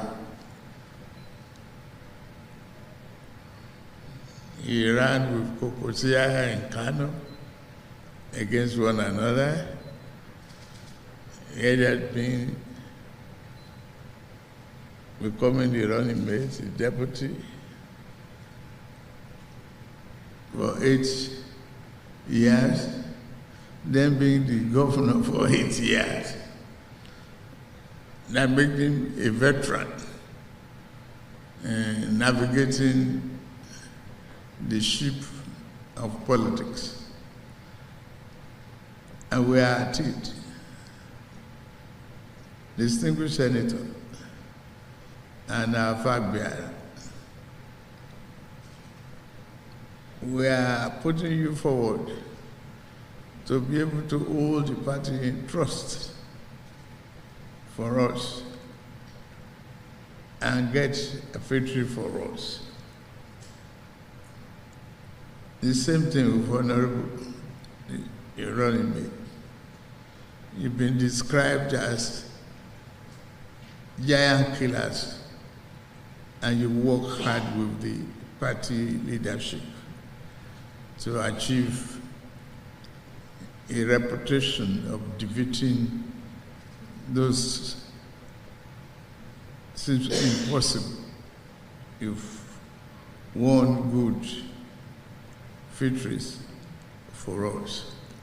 This time I know it's going to be like I'm punishing you. And I still have some that I want you to see. He actually said some few things there that will further verify his state of mind as totally off this chart. I wanted to hear, but somehow some of you will feel like, oh, Maiyegun, please, no. I'm not punishing you. I wanted to hear some certain thing from him. Edo people, are you still there? I promise you it's not long, okay? Take a look. Call you continue, please. Reviewing things with me, both inside and outside the cabinet. Thank you very much, Honorable Minister.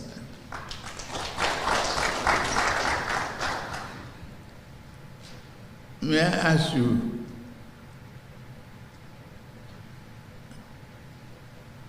distinguished Senator, are you happy?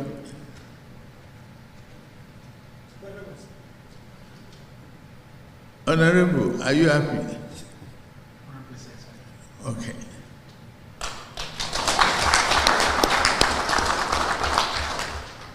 That is one very important question to me.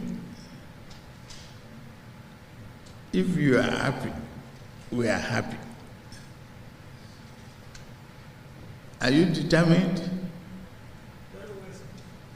Are you? If you are, we are determined. We are going to work with you. We are going to stay with you like Rock of Gibraltar.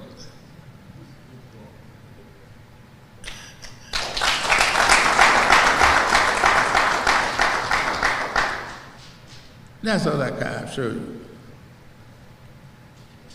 The party is supreme, but victory is superior and very, very important. The leadership from Edo who are here, they've seen politics, particularly in the heat of things before you guys matured into the arena. But you've proved yourself as people we can trust and people we can fight for. Adam, sir, are we doing well? Very well. Are you sure? We are grateful. We are good to go. Thank you very much.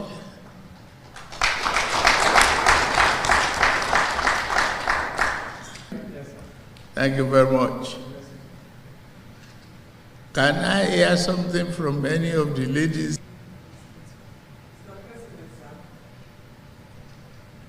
Mr. President, sir, I want to say the Edo State women are very, very, very happy. Thank you. Well, we are on the right path to victory.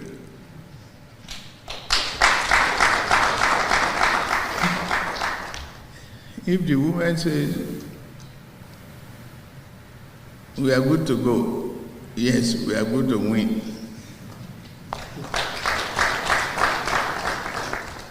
They are the largest number of voters, are most dedicated, more reliable.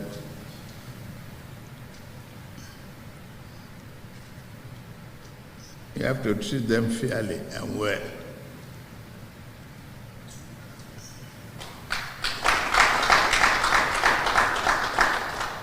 So, like I said, we are ready to stay with you. A number of the leadership here, after seeing their faces, I believe we are winning.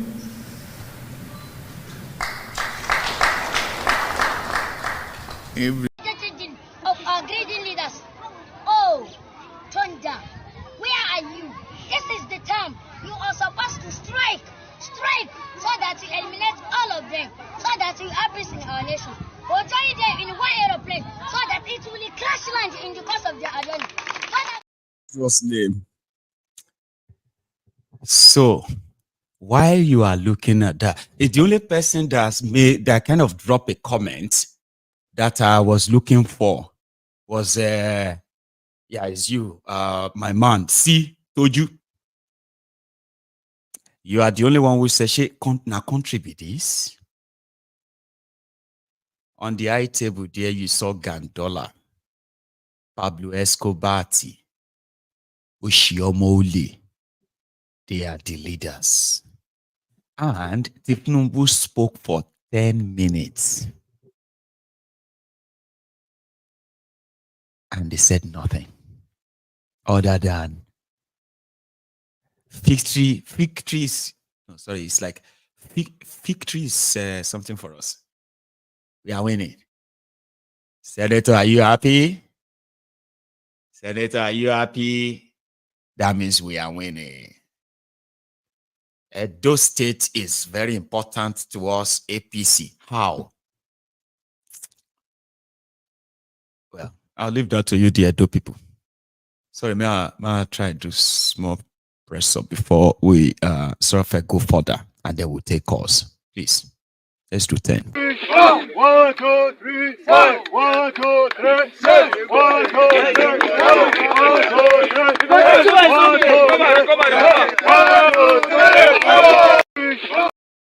1, 2, 3. 1, 2, 3, 6. 1, 2, 3. Because what I'm about to tell you now, you might actually need a bit of an exercise for you to get it.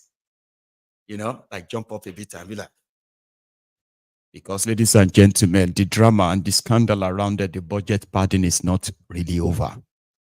And I don't really think there are so much distractions that should make it look like it's over. You know what's in our court? 7.5 billion naira. They want to can renovate 50 schools where no exist at all. I'm not joking. I'm not. Now, take a look at your screen. I'm not joking. 7.5 billion. And according to them, 50 selected government secondary schools across the nation for infrastructure upgrade and provision of educational materials and teaching tools. Ladies and gentlemen, there is no single one school listed under this. No be so?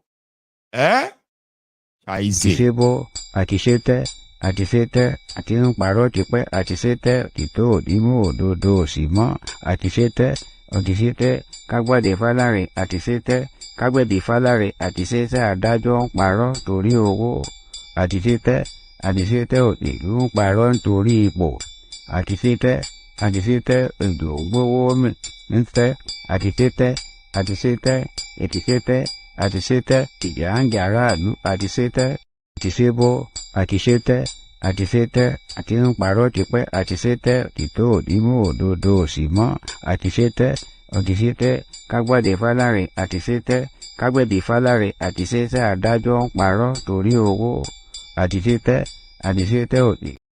Etishete, Etishebo. Take a look at the list, by the way. And see some other money there. 300 million naira for capacity building workshop and empowerment of Ogun Central traditional rulers. 300 million naira workshop and empowerment for Ogun Central traditional rulers on roles in ensuring improved enrollment of students. Yay! Jesu Odua, Jesu Okopo. Yemiani Jesu Okopo. That's what my great grandmother would say. Jesus, the husband of the widow. Jesu Okopo. They won't take 300 million naira. Organize workshop for traditional rulers in Ogun Central senatorial districts so that they can train them how to encourage secondary school enrollment in their own senatorial districts. 300 million naira to teach traditional rulers how to make sure that children enroll for secondary education. 300 million. You read further.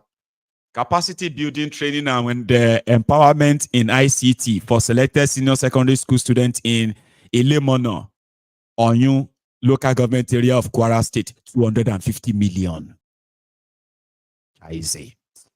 Here is another one. Building of 2 numbers of additional classroom blocks at Government Day Secondary School, Beshekebi, 135 million. Construction, equipping, and renovation of laboratory equipment in some selected senior secondary schools affected by insurgency and flooding in the Northeast Zone by the National Senior Secondary School Education Commission. Baba, they even get National Senior Secondary School Education Commission. What? Let's be honest. Because if I don't know something at the ASCO, oh yeah, what could I come here? I beg, which one is National Senior Secondary School Education Commission that needs 360 million naira for construction equipment and renovation of laboratory equipment. Laboratory equipment ni Boko Haram enclave. Like we should begin kind of once in a while, no, they fear God, because this is the problem. People will know they fear these people. I fear you. Like people will be so cold-hearted and write something that will pass through different scrutiny and nobody will detect Abi, and money will disappear. Una go come they look for laboratory for where? Sambisa. Construction of 2 blocks of 3 classrooms at Federal Science and Technical College, Waruno, in Warno local government area of Sokoto State, 126 million naira to your loan. They just come fear of Allah. Fear of Allah is the beginning of wisdom. If you not know any of these people, then be your relatives, right? You need to begin to tell them that once in a while, make them they fear Allah, Abba. And this is how the mega resources that could really impact on lives are being looted. It is called authority stealing. Yeah, authority stealing. They will look legal. Because on paper, they will look legal. Ridiculously. People pass them and just to siphon money. I'll leave you to it. I said I will make it up to us earlier. So what I'm going to do now is that I am going to pop us on a short hold, okay? Go make myself a fresh cup of tea that will last me for another 1 hour, 20 minutes. And you, even if you have to leave, try and like the broadcast, okay? Yeah, like the broadcast and then check if you have actually subscribed onto this channel, right? All right, so you check that, by the way. But if you still want to be with us, we have another 80 minutes that we are going to have that it doesn't matter. Now chat. The number is on your screen. I will be back. Don't go anywhere.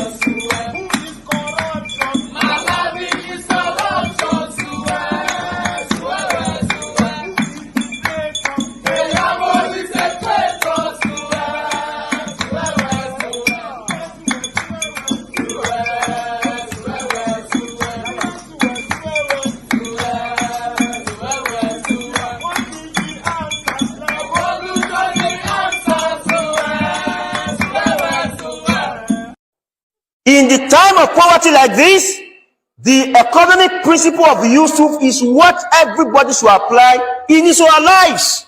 Eat little, save more. You don't know what is happening. Kese la nri lowo, makasakasa timbo. A dollar was just 800 naira or thereabout a couple of months ago. Now a dollar is over 1,000 naira. How much will it go? Nobody knows. Tori to nse falafulu. Ogba salary ikilawa. Ìgbéraga week.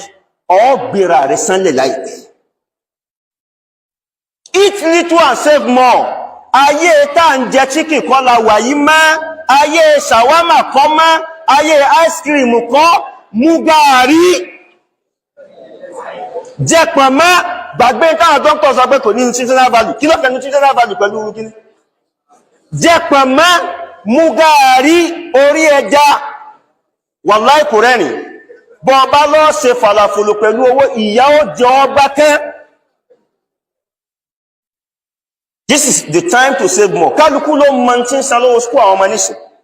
I started by paying 25,000 naira per term 2 years ago. Last year, 50,000. Wallahi, this year is 100,000 per child. Now, imagine having 4 kids going to school and I have to pay over 1.2 million naira in a year. Divide my salary in a year by 2. How much will remain? Gas is in Bentley. Pampers in Bentley. Èmi náà sọ ọmọ bọ́ ìyẹn ra fìlà yẹn ra sọ. Mbọ̀ ní ká fi gbogbo yín sí ibadallah. So this is the time to apply the basic principle of economics of Prophet Yusuf alayhi salatu wasalam. Save more, eat a little. Somebody told me there is nothing to save. I told him you are a liar.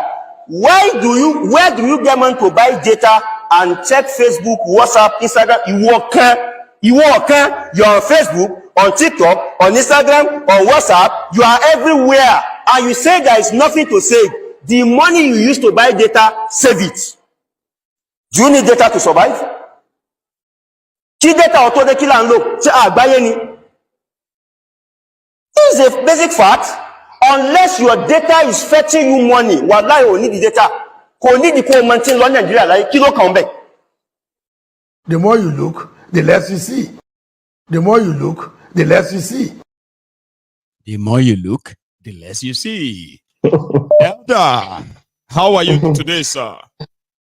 Hello, General. Good You're on the road afternoon, tonight. To you over there. You're on the It's road. evening from here. You're touching all the points this night. As it should It's, be. Now it's now as it it's should now be. over to all of you, the listeners. Your shot, please. You're touching. So you made mention of the military. Some people calling for military intervention and all that. And I can imagine some of those people did not live during Abacha time. I don't Where think youth, so. where youth were here, youth earnestly asked for Abacha. They will flog you to go and protest. During Abacha time, it was hell on earth, in essence. Now, of course, we are not saying the government is good now, but at least we still have the right to disagree. Yes. Even though our vote will not count, we still have the right to go and do that voting. In military government, person like Obi will not be able to contest. No. The 3 people that were... To them, if once they conclude on you, right, all they have to tell the people is that, they would arrest everybody and lock everybody up. Anyone that poses a threat, anybody that people look up to, you better run away. That's military for you. All the 5 parties endorse a candidate during Abacha. All the 5 parties during Abacha time endorse only Abacha to be the only candidate. Yes, all the 5 parties. And now it was their presidential candidates. All the 5 political parties. All the 5 political parties. So never you wish military on Nigeria. Don't be too naive. Exactly. Don't be too naive to call for military because you probably have no idea what you are calling for. Thank you, Charade. Absolutely. Absolutely. Now, as it stands, let's go back to the basics. And the basis is revolution now. And we cannot allow that volume to be lower. Look at the people that were gathering at Aso Rock today, as you have asked. Is this supposed to be a country where a person like Kolu and you have Oshiomole, all those, are you happy? Even that voice self, nobody should tell you that this guy is not spoken well. This man doesn't look well. He look unwell. He look more or less. See, now that one you they look at, Abi. Look at the entire setting. Look at the entire room. That is your country. Hear the voice. Yes. Hear the voice. Have you heard of Mota call bus stop in Lagos before? That was the same voice that that this man was using. That Oshiomole, are you happy? Are you happy? and I was hearing that, in the essence, Nigerians, we need to now think and reflect. Because this fasting may go on for the next 3 years if care is not taken. That's right. You think you're still fasting, your Ramadan, all that is going on as we speak. it may go on like this for the next 3 years. It's now for everybody to come together. Look at 20 billion being given to the Senate president for constituency project that never exists. With this level of hunger, is to buy 2.7 billion refrigerator, 2.7 billion naira refrigerator, sir, in Nigeria. 18 billion there are two for parties in pharmacy, Nigeria. Eh? There are two parties in Nigeria. There are two tribes in Nigeria, and there are two religions in Nigeria. And that religion is not even Christianity or Muslim. No. It's the religion that or the tribe or the party of elite of the so-called people that are looting our economy, and the party of the poor masses, or the tribe of the poor masses, or religion of poor masses. You either belong to these two. Those are the two parties. Anybody telling you that there is one PDP, APC, anywhere, or Labour, they are all wasting your time. Anybody tells you that the problem, oh, this is Yoruba, this is... No. Basically, there are all those two parties in Nigeria. The party of the elite, the people that have brought Nigeria to their knees, and they continue to plan to plan for their children to take over from them as well. Simply put, we can say the two political parties you have in Nigeria and the two religions you have in Nigeria, or the two tribes you have in Nigeria, is the oppressors and the oppressed. Just the two wide divide where the elite. Don't forget, your grandfather was part of the oppressed. Your father was, and they are keeping you in that position too. Some of you japa and you think, oh, I'm free now, but your people are still not free in Nigeria. They are still under this oppression. The better we all understood this and try to work together so that we can liberate our people, so that we can set our people free, the better. Thank you very much. Let me allow that people to contribute. Thank you so much for that. I have another caller, okay?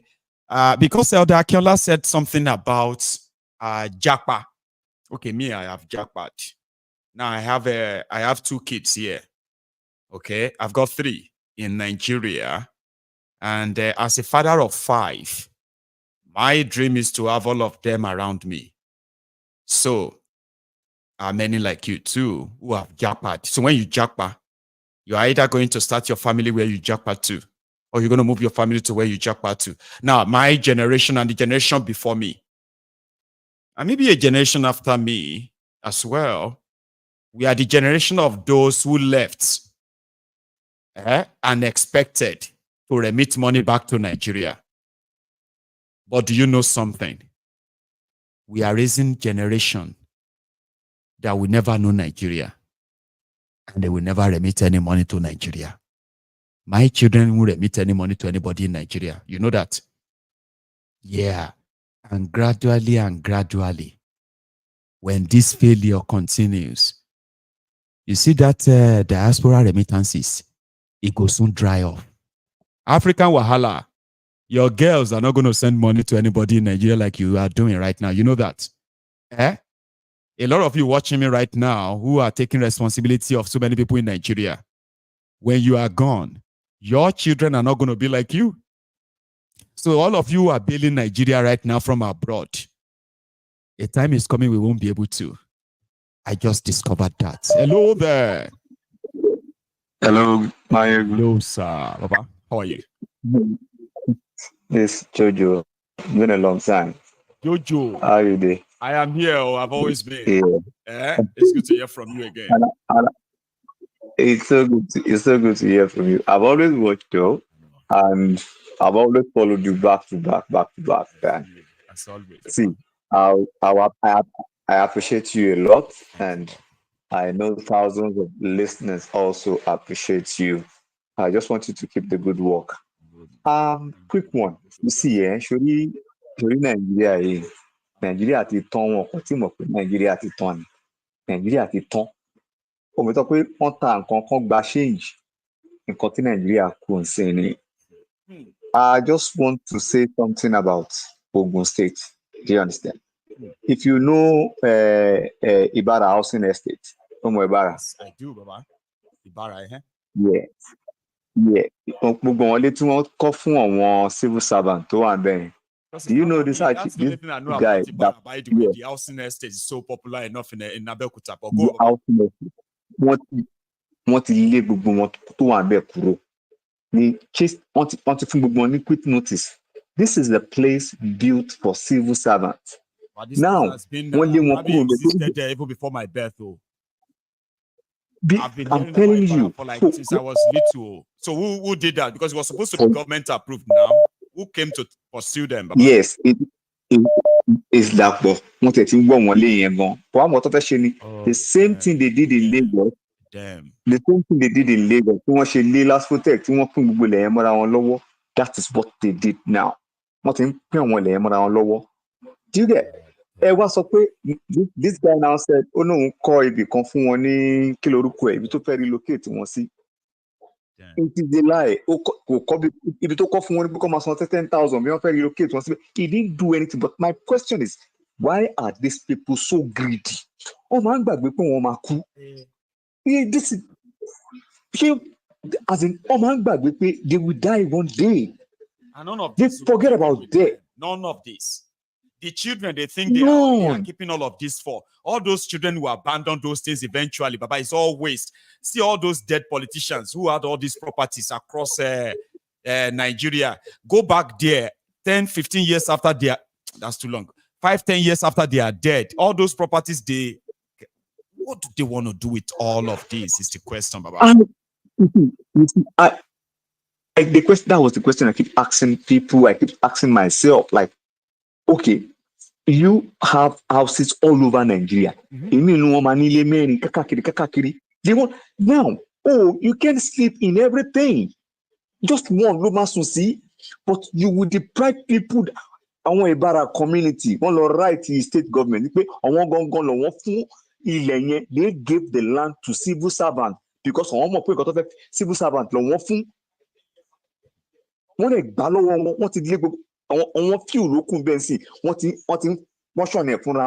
I promise you, majority of the occupants are probably retirees now. Those who have been there for ages, who built their lives around there when they were younger, working for the government and the state. I'm telling you, working for the government. Working for the government. Dubious dark boy. Dubious dark boy. If you hear my voice, I know say all of you be devil with a different art that is pretty much like you are heartless. Like there's nothing there. There's no space. There's nothing. It's a hole. There's a hole in their heart. Sure you get.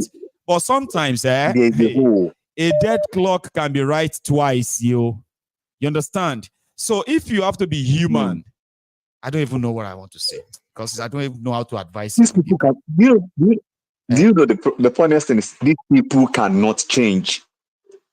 They are leopard. They cannot change their skin.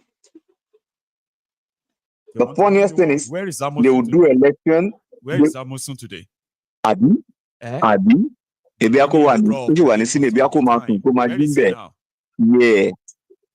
They have another one now. They are worshiping. And they will still have another one. State. Another one will still come. And they will still vote. They will still take money. They will still vote. See, no matter how these people, these Nigerians, no matter how they suffered, the 30 years from now, Israelites, they will still vote for these people. Go and write it down. They will still vote for these people. There are some of them who told me that they are waiting for me. You, this Maiyegun, you come back home and say you want to come and contest. Say me at contest for what in where? That's what she paid for me.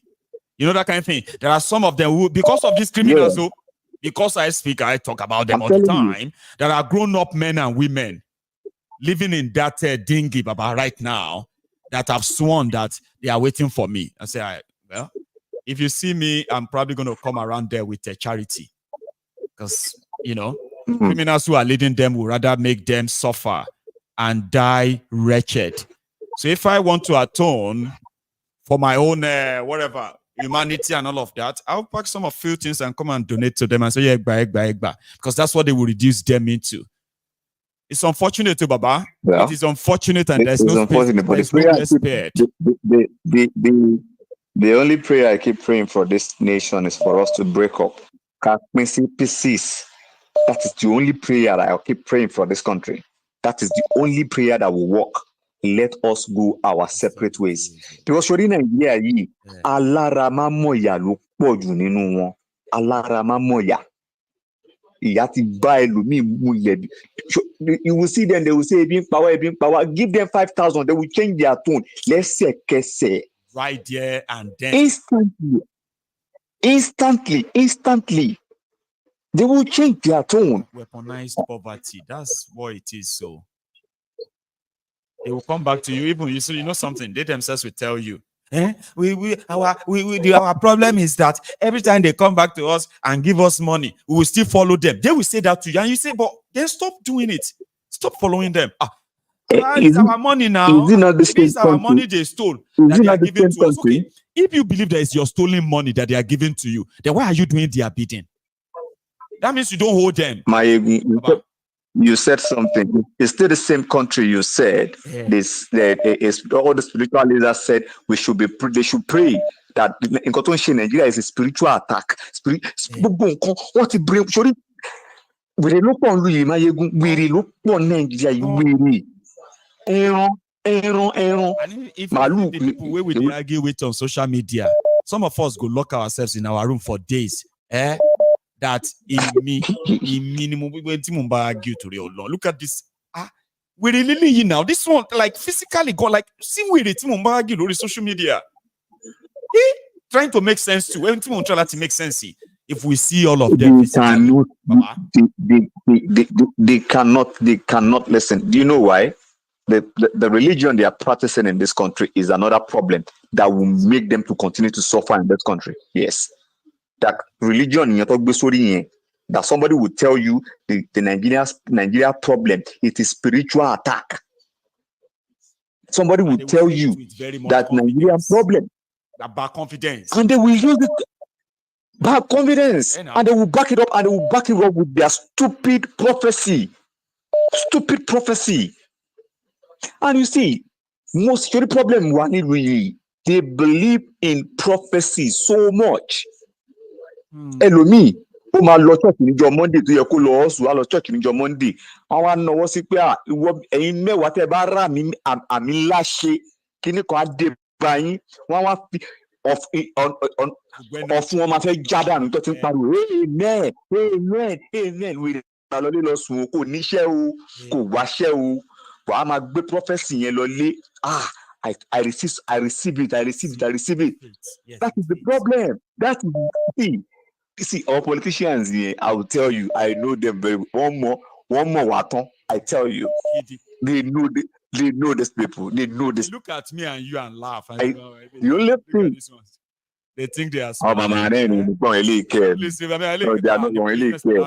people where we get business with, they will do what we have to do. Look at this one speaking grammar. Another solution in this country is, see, if 50% of Nigerians stop going to church and mosques, I'm telling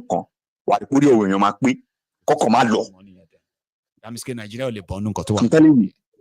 If that's a solution or the only, that can't be the only solution because you know what? No, I get what I want to say. I get it because you cannot make them stop not going. Do you understand? They can. But individual, they cannot. They will because so the Nigerians by the time they go to church on Sunday, consolation, spiritual message, you understand? So after when you roll over to another week, Monday to Friday. I love vigil in your Friday. I got prophecy. It's for me. So by the Sunday, I love she. Thanksgiving is for me. So imagine do you know how long the person will be in that circle? Day in, day out.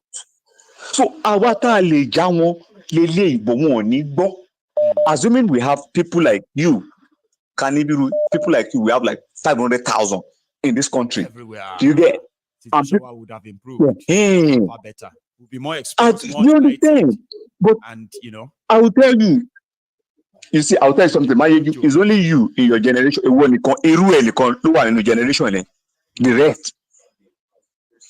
Well, so how are we going to survive? How are they going to think? We have to wake a lot of my own generation up now. Eh, Do you know something? I'm Sir? telling you. I'm See, telling Baba, you. even me personally, I've kind of feel like even my own generation, we've lost it. And I continue to put my effort together. I'll tell you and something. save the generation after us. Not only our own generation. Eh? Not only our own generation. See, we don't want up your own Gen Z talk with our own see, want to lose it. You know why? Because I want to what they are gone because I want to break Christianity and want break religion and want to so you our time yeah. Do you understand? Because you will see them church, they don't package church for these people now. Go and look at all these mega churches. She don't want gens want you to do your college pick out long lobby. Do you understand? And what kill us of mega churches don't lawyer? A lot. If by peradventure we have just one thing can just break us up, yeah, that is the only thing. But aside that, Baba, Tinubu fẹ́ ṣe 20 years lórí ibẹ̀ yẹn tọ́lọ́run bá gbẹ̀mí á ṣe ọkàn máa rojọ́ ni kò sí nǹkan tó máa ṣe. And he may have his own baptismal of fire where people go pretend say they've had enough, okay? There will be riot, there will be this or that, and then everything later. You know what I mean? Like, calm down. And he's the one that will Maiyegun, these people cannot riot. No? Wọ́n lè riot, wọ́n parọ́ tán àwọn jẹ ni. Wọ́n lè riot. Thank you so much. It's such an It's all right. It's all right. Pleasure Thank speaking you so to you much. again, Baba. No, I mean, no joke. Yeah. Just take it easy, okay? You have a good one, okay? So that's Jojo, my brother. And I do have another caller on the line, okay? But I just want to quickly go and appeal to people on YouTube. Please, if you are still there and you haven't really paid your own offering. Like, how do we normally do it, by the way? Like, we can be over 2,000, sometimes over 3,000. But you only see about maybe 500, 600 of us that actually really take their time to leave the comment section on YouTube, okay? And just, you see the thumb under that video. Just tap it and until it turns blue. Can you do that for me? You are currently like over 1,700, but only 600. That's ridiculous. Promise. Now here is another caller on the line. Can you hear me? Hello. Okay. I possibly lost that caller. Listen, sometimes I can take your call, right? And I'll just put you on hold. Or if you, for any reason, cut off, you may not have a chance of coming back, you know. Here, hello there. Yeah, hello, Maiyegun General. Hello, sir. How are you? Yeah, fine, thank you. Well done. Thank you, Baba. Yeah, there's something I want to say. Yeah, I can hear you. There's something I want loud to say. And clear. Go ahead. Might not really mean what you are saying, but what it is this, I do not work. Finish 6 o'clock in the morning, then I will go home, take my bath, then have a sleep. So today, after work, I got home, have my bath, took my bath, I was sleeping. Around past 8 o'clock, I wake up with a very, very bad dream. What I dreamt about, I'm from Edo State. I wouldn't want to mention my village because of security reason. Please don't. Go ahead. Yeah. In my village, I saw people running everywhere. That there's war is coming. People were running. And as people were running, a trailer they use trailer to pack thousands of Fulani to that village. And they were occupying people's houses. They go into your house, take over the house. You that have that house, you become homeless. They take over that, they start living there. So now I ask them, why are you people doing this? He said it's government that asks them to take over all the houses. And these people build these houses themselves. The government never built house for them. They said that they started laughing, but the government has to take the house. The house belongs to the government. People were running everywhere, crying, and wow, it was so scary. I woke up. That's a concerning dream, because according to our people in Edo State today, we have been battling with this Fulani terrorist, and it's been so underreported. Okay, people have become their victims so lately, right? That we have been seeing reports of people retaliating back, going after the Fulani terrorists themselves. So if you have a dream where village is ransacked or attacked, that people have to abandon their homes, abandon their community, and run away, that is not just a dream. It was so scary, Maiyegun. I was so scared that I have to wake up straight away. I would call people I know in my community if that was me, ask them what's going on, everything that I should know, and all of that stuff, and possibly, Abi? Yeah, I'm going to do that. So that will help you understand, because sometimes they say dreams do happen, right? It may not even be for your village directly. Do you know that? It may just be for that one next. It may be your people that will now say, the village next to us, they have been battling with them for months now. And that will tell you that if they are doing that to people next to yours, then yours is not safe too. So, you know what I mean? So you might need to, just for, you know. I'll call my mom after that dream. I'll call my mom to kind of like find out what's going on. Right. Yeah, she said she's okay, but people lock their doors now. The door open door to people, and everywhere you are inside, you lock their door because of this thing you are saying. But what I saw, people lock their doors and were inside. They break the doors and they go inside and take over their houses. That the government give them authority to take people's houses. It was so scary, Maiyegun. Because it's already happening. Some communities in Kaduna have been renamed because those who survived some of the attacks on their communities, on their town, I mean, you know, the survivors are living in the refugee camps far away from where they were attacked, and there is no plan of returning them back to their homes. So some of these Fulani stayed back in those crime scenes where they slaughtered and killed people, and they live there. True story. We need to wake up. We need more of you, Maiyegun, to wake people up. We need to wake up. It's a fact that we need to fight for ourselves. Nobody going to fight for us. We have to. It's a fact. There is something I was watching you in the afternoon today. We're talking about these people that they kill in the Delta State, the military in Okuama, in Ugeli, Delta. Yeah. This Ugeli charge and bail lawyer fraudsters Otobokeyamo. I'm not sure. I think it's from that Ugeli local government or something, right? The guy is there thanking Tinubu for sending soldiers to those community for reacting promptly. Ombud slave. See, go on, Baba. Yeah, I saw someone that was saying something in the X, that is the Twitter X.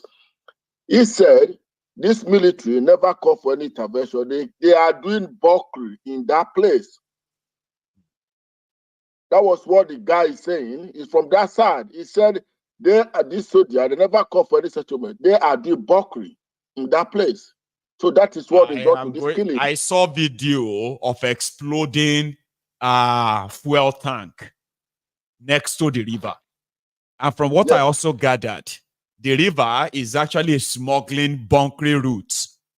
But what we don't understand is why they want Okuama people to move away, far away from the place, even though they are the people who have been at war with the Okoloba people next to them. But the Okoloba people are not targets. The people of Okuama, who is also next to the river that is now spotted as the hot spots for bunkering. And who are those behind bunkering? There, Nigerian Air Force, Nigerian Army, Nigeria Police, NSCDC, and so many officials of NMPC too. The militants themselves, the villagers in some of these places. There are so many interests. So why are over 100 people killed in Okuama and only 16 soldiers murdered by supposed militants are making the headlines? So many questions. So I did say something on that this evening too. That is it. I saw the pictures and videos of people that were killed, and like what the question you asked just now, the other community have people in government. Yes. have people in power, while the other community don't have people. Just like what happened in my community one time, something government parastatal that was given to our community, because the other community now have people in power, they took it and take to their community. We lose it, which is what is happening. The fattest animal, there's a saying in my place that the biggest fish, nobody swallow the smaller ones in the river. That's the game of Nigeria. It's unfortunate. Mazi, thank you so much. Let me take another one for others who also want to add something. Okay, thank you so much for sharing with us this evening. Here is another caller on the line. Hello. Okay, I lost that for some reason. They just dropped. So I'm gonna try and clear my car, cache, and then hopefully I will get them back on. Let's try this. Hello, can you hear me? Hello. Hello, sir. Can you hear me? Yes. Maiyegun. Yes, sir. How are you? I'm good. Kemi Olaogun. Okay. Let me receive me o. Ola yo ma roke ni o. Àṣẹ. Ọbẹ ní ń bẹṣu. Ẹ máa bẹ ní gbogbo ìgbà ni o. Àṣẹ wà. Yeah. How are you, Baba? I'm good. Great.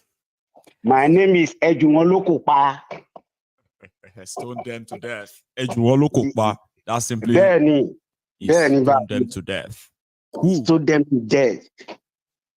From afar, sheikh, pastor, whatever, bishop, and those political our leaders. They call themselves leaders. They are not our leaders. They are dealers, Baba. They are dealers. Yeah. They say they are rulers, but they are not rulers. They are ruiners. No. Ruiners. They are ruiners. Yeah. Thank God that our Tinubunomics, like Prince Jeje said, yes. You see all those documents is in the Maiyegun Politico. Yes. All those people, we are going to bring them to justice in the diary. Those military. If the table is going to turn, I pray that the table turn in our lifetime.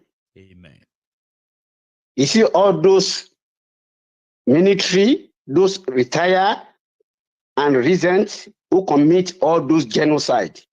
Even though when they're dead, we are going to put handcuffs. Posthumously, exactly. On their grave of their crime. If they build monument for them, we will demolish them. If they put their names on government building in Yoruba land when Yoruba nation comes, we will remove those names. We will erase 100%. Them totally from our history. And that is why those who want their own country never to be like Nigeria, those who want Yoruba nation never to be like Nigeria should join this struggle.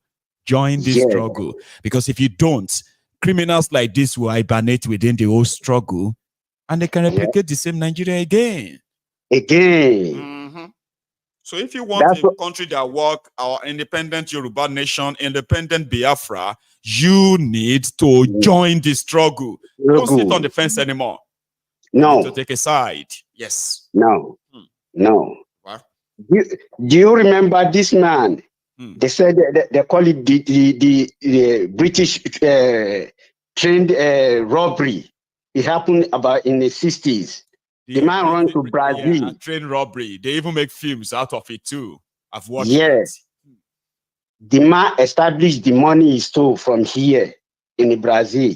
But time comes, he want to get a British passport for his children. You know the British, they didn't give to his children. They did. They have to bring him, they have to extradite him back here to face your crime. They have to sentence him. The man is old. They have to bring him to justice. That is what we are. No matter how old you are. No way. Like even if you are so old that we convict you today and you die tomorrow, it will still be on that record and say, well, justice is served. And now, even though this Tinubu and this all those Obasanjo, whatever, their children are going to pay because our children, children, our next generation, they are going to pay for all this crime these people committed. 10 generations after us, they are going to see pay for what we are facing now. So we are not going to let all this go, like they commit the genocide in the Biafra land and give their self-title.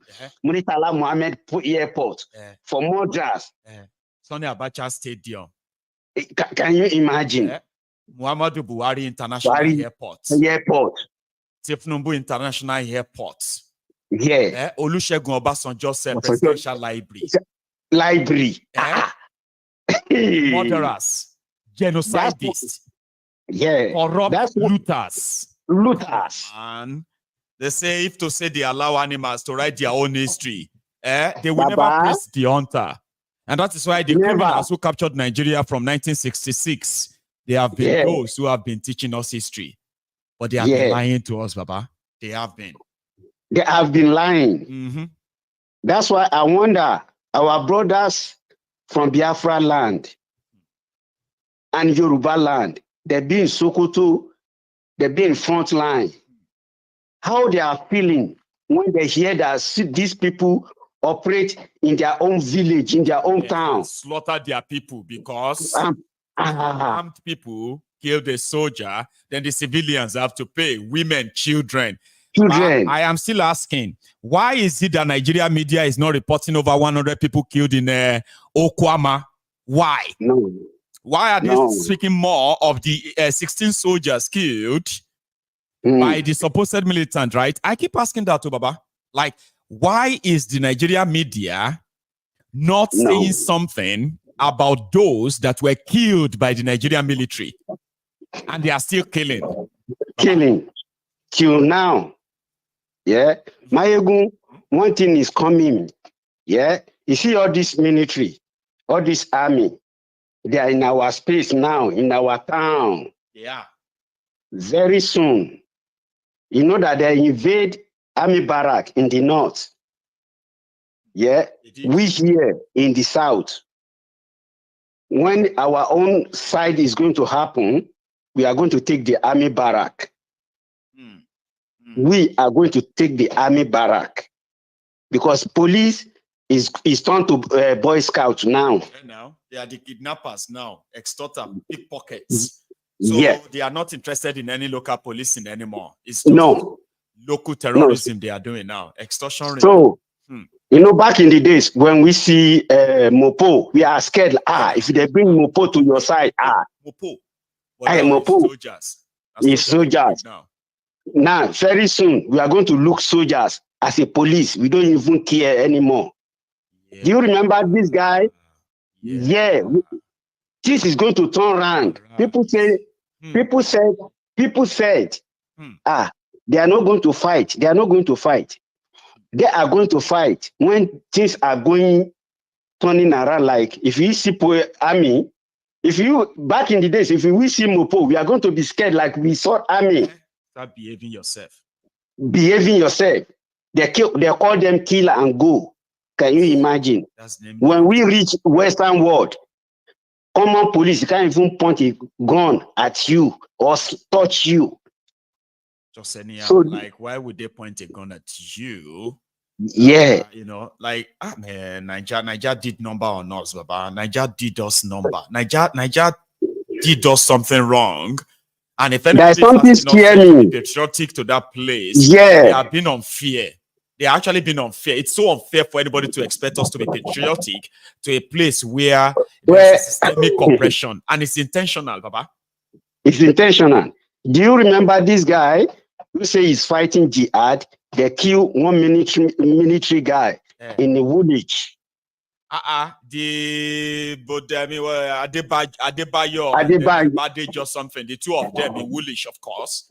Yeah, I'm living next to the barrack. I'm living in Francis Street, next to the barrack. If those ruling the UK, if those ruling Nigeria are the ones in charge of the UK, because the first thing is they will kill everybody in that area. Baba, Tiban Rakorugon, if I'm crying, Mati Jesus. You know, lucky you may just be here now. If you are still alive, just sharing your experience. Baba, if you know what happened, that day I was in my bedroom. I just came back from work and I was trying to shake it. I feel Baba, they killed people. The guy is showing off. The guy is showing off, walking like, they do this. You kill a military man in front of the barrack. They tried to cut off his head, remember? Not only that they killed him at that as no. They tried to behead him in the open. In the open, very early in the morning. Cut off his head. That one is enough to prove. And they are also black. They are from Nigeria. Baba, if you do Operation C for all the black people in that area and say now they encourage them. Oh yeah, all the black people, all Nigerians this way. They are black. Oh yeah, everybody come out. I've been and when the police came, when the police came, they don't shoot them dead. They were talking to them. We saw it on TV too now. They were talking to them. This is what this is a different thing entirely from where I came from. But all these people, there is no general. We are going to take all their general, whatever they give themselves. Like you said this afternoon, with their walking stick. I mean, walking with the walking stick. You are not a disabled. They have a special one, very long one. It's like they give it to them once they appoint them as service chiefs. I'm like, you are walking with stick and you are not old. Now, old people, they walk with stick. So once they are working with stick, right, they shouldn't be soldiers anymore. But it's Nigeria. It's a show of power and class. I don't know. Maybe I should say this. If we can take our own side, our own Yoruba guy from all those people, from all those front line in Sokoto, they are giving them peanuts. We can offer them more. Do you know something, right? I'm glad you said something like that, okay? Do you know that, you know about Yoruba Union, of course, do you? Right? Yeah, 100%. Yoruba Union is the Yoruba Union leadership met yesterday. And they had more the idea of calling for the Yoruba Summit or Yoruba Union Conference in Glasgow in August. We are working towards it, okay? You see that physical stuff that we wanted. We have a lot of people coming from everywhere now. I've had people who are coming from Canada, coming from the US, and then we have people who are coming from the Europe. I'm living in Paisley. All of us, we're here, the UK here. I am going to make sure that I keep reminding you. We will have a conference that will explain the importance of all of us, what is called the self-preservation. Part of it is where Yoruba people are rich people, Baba. Our resources could be channeled. And if we have our own Yorubas who are members of the Nigerian military, we can actually buy them out of it. I'm just thinking of this all these days. Like, we can pull all these people out. Say, come, how much do you think it's going to cost to take somebody off the murder squad, the murderers squad called the Nigerian army as Yorubas? Who are those who are? Then we'll draft something out and we say, is here? Would you take it? Leave their shitty army. Because when the time comes when they will turn their guns on us, we'd rather you fight on our side. Something is popping. Something is going to happen in August. For those who just hear that from me now, we are working on it. But please. You just heard it from me. So thank you. Because I'm living in Paisley. You are in Paisley, see? So I'm in Paisley. That, you know what I mean. In 10 minutes, I'm a friend of. I'm a friend of your one of your friend. I'm also. Baba. See, it's better. You know something, sir? Yes. Sir. Now I do know that the moment we make the announcement, there are many real Yoruba or Moluapis that will hear this announcement. And they will join us in Glasgow in August. I will be glad. Great. Let me take another call. I'm glad you said something around that, okay? Because I've always wanted to say to our people, it is still in the incubator stage right now, incubation stage right now. But by the special grace of Olodumare, in August, we will converge in Glasgow. We will. Yes, you. So, the whole thing. Part of what they are asking me for is, should we just take an entire hotel whereby everyone coming around, it's going to be like a 2-3 days conference. Okay, so we use the simplest, all of us, but it's going to be beautiful. Baba. Yeah. We will even talk. though, even though if we have enough visitor, yeah, I have a room to come and speak. People can actually, crash at your own box. Crash at my place. Baba, they are my brothers and sisters. Yes. People are coming from all over the world, though. And I'm glad that we are in March. I'm waiting for the date. I promise you. See, we are in March now, right? So we have 5 months to organize. Okay. That will make you know that it is possible, and we will do it.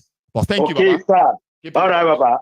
Nice one. All right. So it is true. People are already working towards getting us to organize our union here, and they want to do it around the Maiyegun. I would love to go elsewhere, but they sort of concluded behind me. They are watching me now. Look at them. So they met, they ganged up and all of that. And it was like, go and tell him, we will be having it in Glasgow. And who am I to say no? So now we have to start putting logistics together and begin to print our, So, but if you want to come, part of the plan is to ensure that you are going to be buying tickets to attend. We're going to need to pay for places to, I'm going to pay for things. And we believe that if we can host up to, let's say, 200 of us from all over the world at a very giveaway price, we can pay for an hour and then organize our conference, a very good one. And all of you who are indeed Omo Yoruba Tata, Omo Yoruba Toje, Omo Luabi, Omo Yoruba, you might need to begin to book your summer holiday to London, or UK rather, or Glasgow here. In fact, Glasgow. Let me take this, because I could talk like that forever. Because I remember I felt like, we could do that. Do we do that? Hello? They say, yes, let's do it. People are already buying their tickets. Can you believe it? And I'm going to also meet the African Wala for the first time, face to face. You have no idea. Hello there. Hello, Maiyegun. Hello, sir. I really appreciate. I've been following your program afternoon and the night. Even on Sunday, you did not come in the night. I was like, I'm missing something. I'm so sorry. Because you are the one that giving us. You are the one that giving us that hope that Nnamdi Kanu have been clamoring for. Do you know we are expecting him out tomorrow as well? Are you aware? Yeah, I'm aware. I want to tell my southern brothers. Let me use this language. Their southern program is a fraud, but let me just use their southern stuff, because when the monster want to use that their divider route, they bring it to you south, the southern. So, but I don't want to dwell on that. I just want to tell my southern youth brothers, if they did not rise up and chase these monsters will consume all of them. Now, it's still happening in Ugoli Delta State. Tomorrow, it may be in Edo. It has been happening for more than 3 years. Now, the kind have been crying in Southeast, and everybody keep mute. I know. Now, it's the turn of Delta State. And now, you know what? The next one was the injustice in Nigeria, right? Is so enough that it can go round. Everybody go collect. Yeah. They come to Oyo State, where what did they call it? Where Sunday Igboho, they tried to kill Sunday Igboho. God tried to save Sunday Igboho. Now they come to Delta State. From Delta State, they enter Bayelsa. River State will take their own tea through Wike, because these people don't care. They don't. And I try to tell my brother, anybody who is still living or any elder who have been following Maiyegun since 2012 and still talking about one Nigeria is getting me upset. You know why I'm trying? Like I know what did they call? Showele is he have that confidence to take these challenges. But my anger with him, I know he may be doing it in another ideology or another mindset. My anger with him is still talking about one Nigeria. Because when you're talking about one Nigeria and they give you that privilege, you are come here to take your own cake.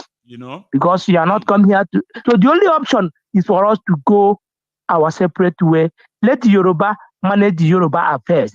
Let the Igbos manage the Igbos affairs. Let the Hausanas manage the Hausa affairs. Let the Middle Belt manage their own affairs. And it's not too much. It's not too much so to ask. Now, they kill more than 50 military men in Niger State. The president did not give them order to go after the killer of 50 military men in Niger State. But it's happening. To go after the now, and kill. Now it has happening in the south where the president come. Let me say the south. Yeah. Let me borrow their word. The south. The president have the courage to send the Fulani people to go and kill after his own people. And you're telling me we see, I don't know how to do, because if that incident need to be that maybe the southern people, maybe the Delta State people are into maybe Biafra, and this thing happen.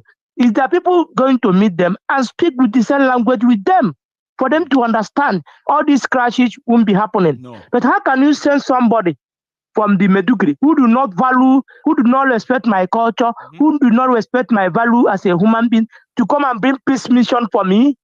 No, it's not possible. It's not. So the better all this Nigeria, our celebrities, our content creators, all of them are keeping less concern. But I know how did this guy sing the music? Burna Boy.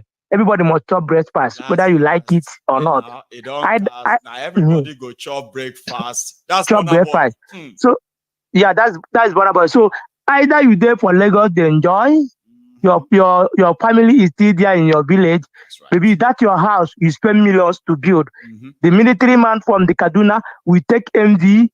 The Fulani military man will use MV and burn it down. So the one Nigeria must reach each and every one of them who don't want to talk, who think their life is better. Because as we are here in Western world crying, not because we cannot survive, not because you're crying day and night, you have your family there, yes. Maybe you can say nothing concerns me, me and my wife are here. But because you're an African man, you still remember your roots. Yeah, too. I don't want them to be slaughtered. I don't want them to be kidnapped, Go on, Baba. Even if UK give you or Scotland give you their passport, become their citizen, you're still not a Scottish. I'm not British. Man. I'm not Scottish. And they can never be.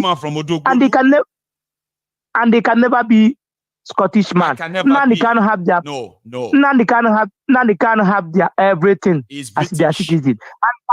And their law say no British guy will go to prison any aside British. Whatever the offense you commit, they need to bring you back to London to face it. But they ignore it and they can. And you still claiming I have British. You are a black man and you still remain a Jabu man, whether you like it or not. I mean, so I actually the better we rise up. Say whether I like it or not. I love being a Jabu man. Yeah. From Mr. Go on. So whether we like it or not, if we did not stand up and chase away all these monsters and go about our separate ways, all of us will perish. And these people, they don't care. They don't. That is my own advice for my fellow youth, for anybody who is from Yoruba, Igbo, Hausa. Let us rise up and go our separate way. If we stand up to fight these people, we are going to defeat them with their military. Yes.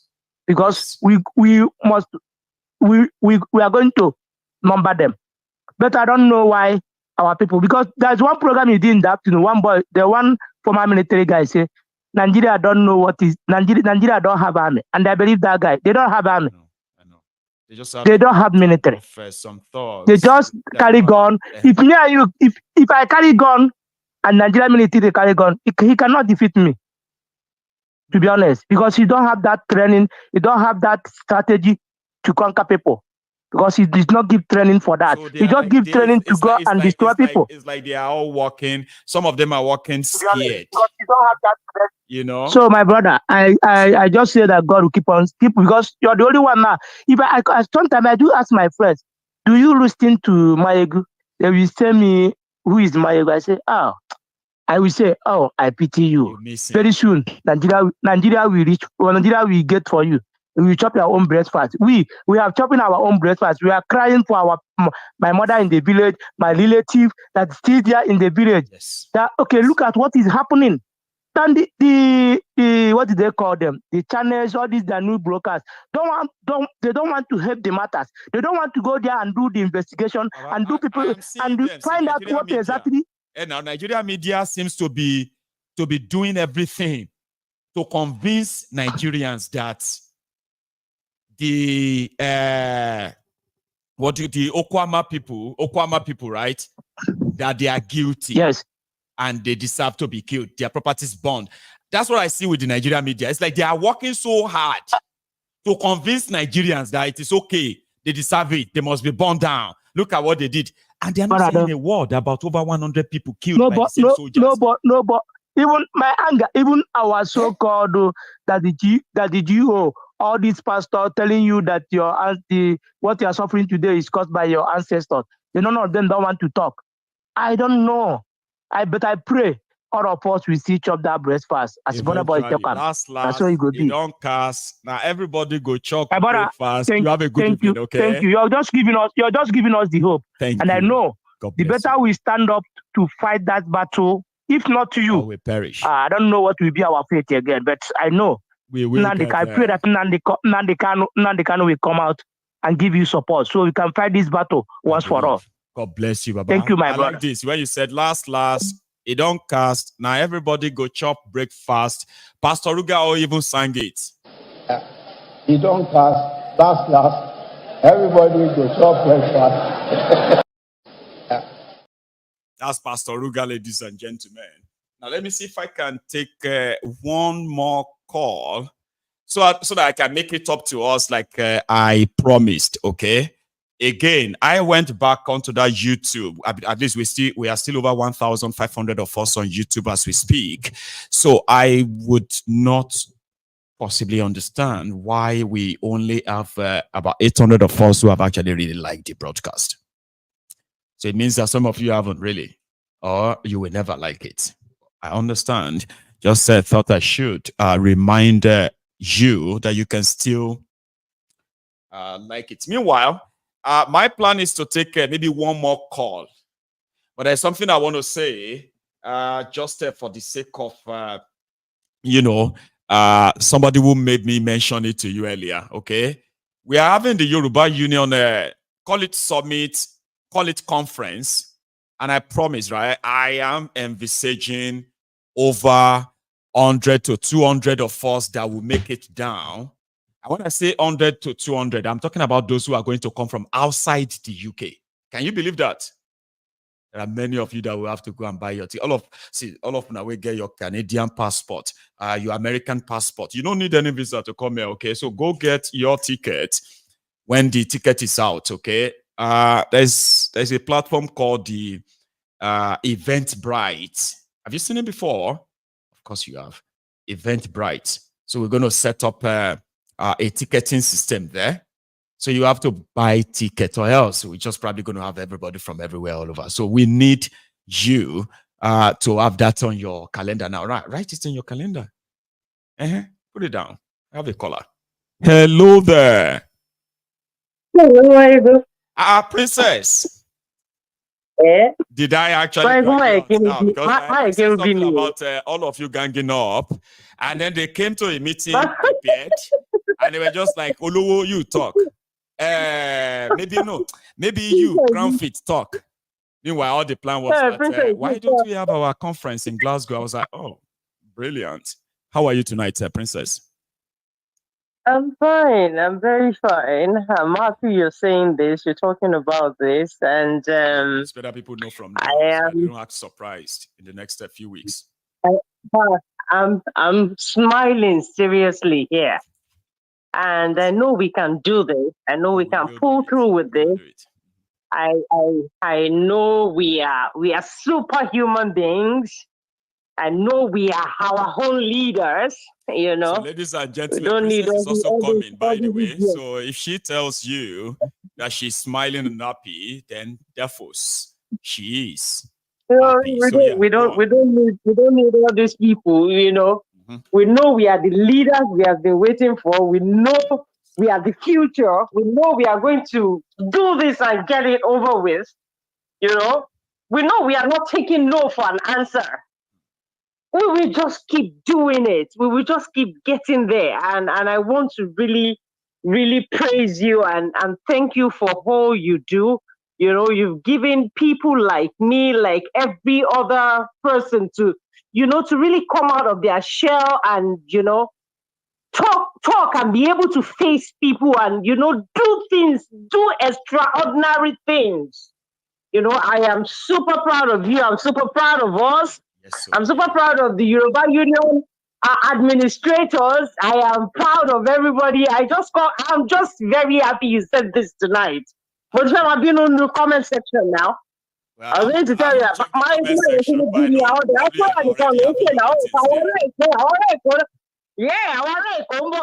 Oh, I know now. We will be that, now that I've made it public, the more I say this, and by the time the whole ticketing is out and all of that, it is probably going to be event of the year from this platform where we are really going to have the largest gathering of the Yorubas in the diaspora, Yorubas in Nigeria, and all over the world. We can actually pull it off, and we will do it, Princess.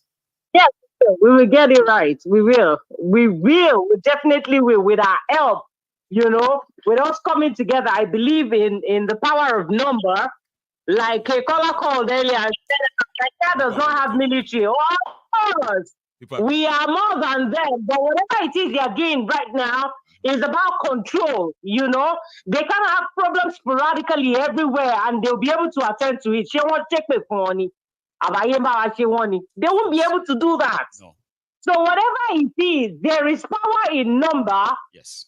And the sovereignty of every nation belongs to the people. It is the people's power. I've always said it here. Yes, sir. And it is the power of the people. Maiyegun, it is our power, and we will take it. We will definitely take it. It is about immortality this time around. And now for every... Our children are there. Our children are going to be there. Immortality, everybody might take it because it is yours. Yes.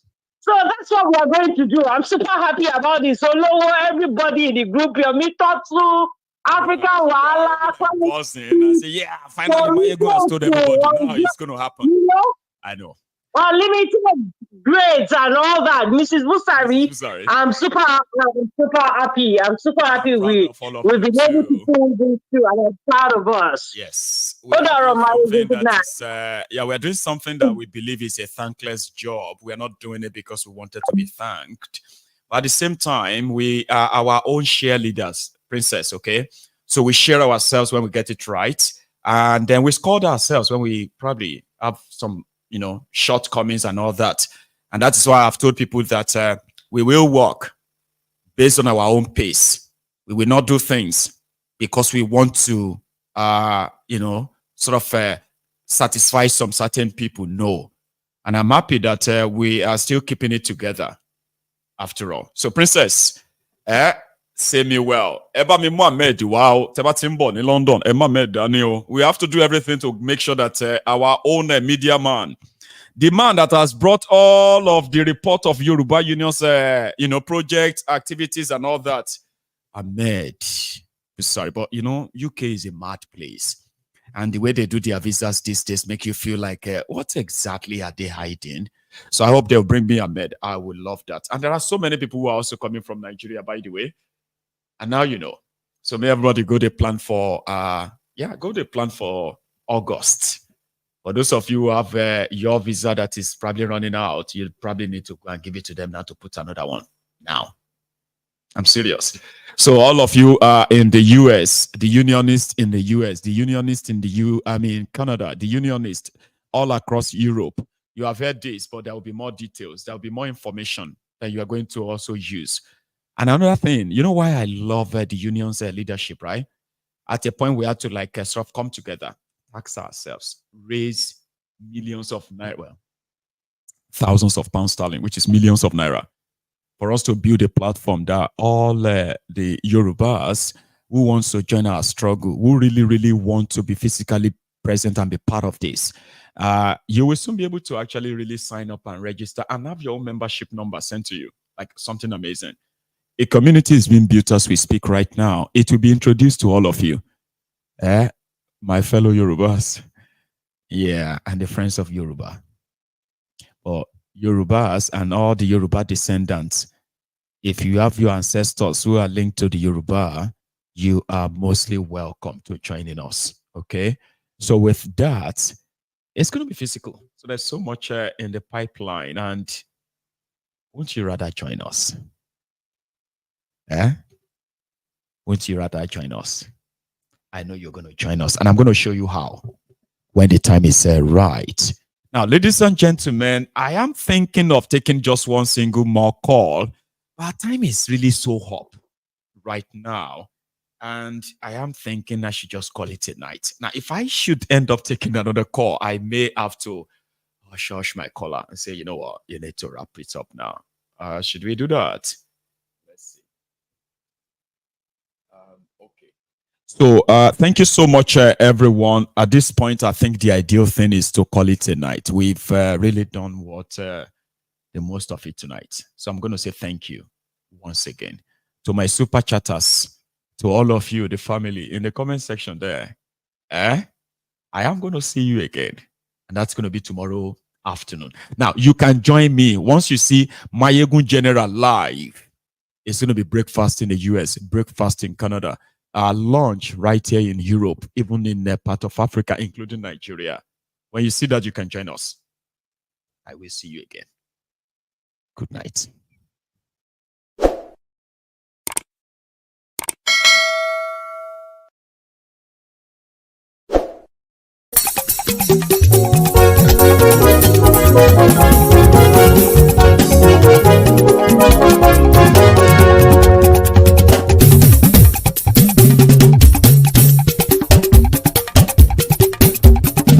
Maiyegun làwa mọ̀ làmọ̀ tó dòdòdò. Maiyegun Diary, Maiyegun number one. Maiyegun làwa mọ̀ làmọ̀ tó dòdòdò. Maiyegun Diary, Maiyegun number one. Maiyegun ti dé o, ọ̀rẹ́ ará ìlú. Maiyegun Diary, Maiyegun number one. Lórí Facebook, lórí YouTube. Maiyegun Diary, Maiyegun number one. Gbogbo bó ṣe ń lọ ni Maiyegun já wa sí. Maiyegun Diary, Maiyegun number one. Àṣírí ọ̀jẹ̀lú kì í bò níbẹ̀ o. Maiyegun Diary, Maiyegun number one. Bó bá ṣe eré, àní Maiyegun máa wí. Maiyegun Diary, Maiyegun number one. Ó sì tún ṣe eré, wàá gbọ́ níbẹ̀ o. Maiyegun Diary, Maiyegun number one. Maiyegun Diary, Diary Politico. Maiyegun Diary, Maiyegun number one. Godfatherism kò sí lọ́rọ̀ Maiyegun. Maiyegun Diary, Maiyegun number one. Ẹ farabalẹ̀ sẹ́ o kẹgọ́rọ̀ lẹ́nu o. Maiyegun Diary, Maiyegun number one. Àní Maiyegun làwa mọ̀ tó dòdòdò.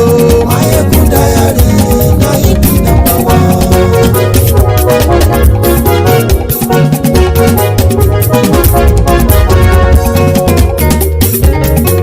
Àní ẹ̀sùn rákì.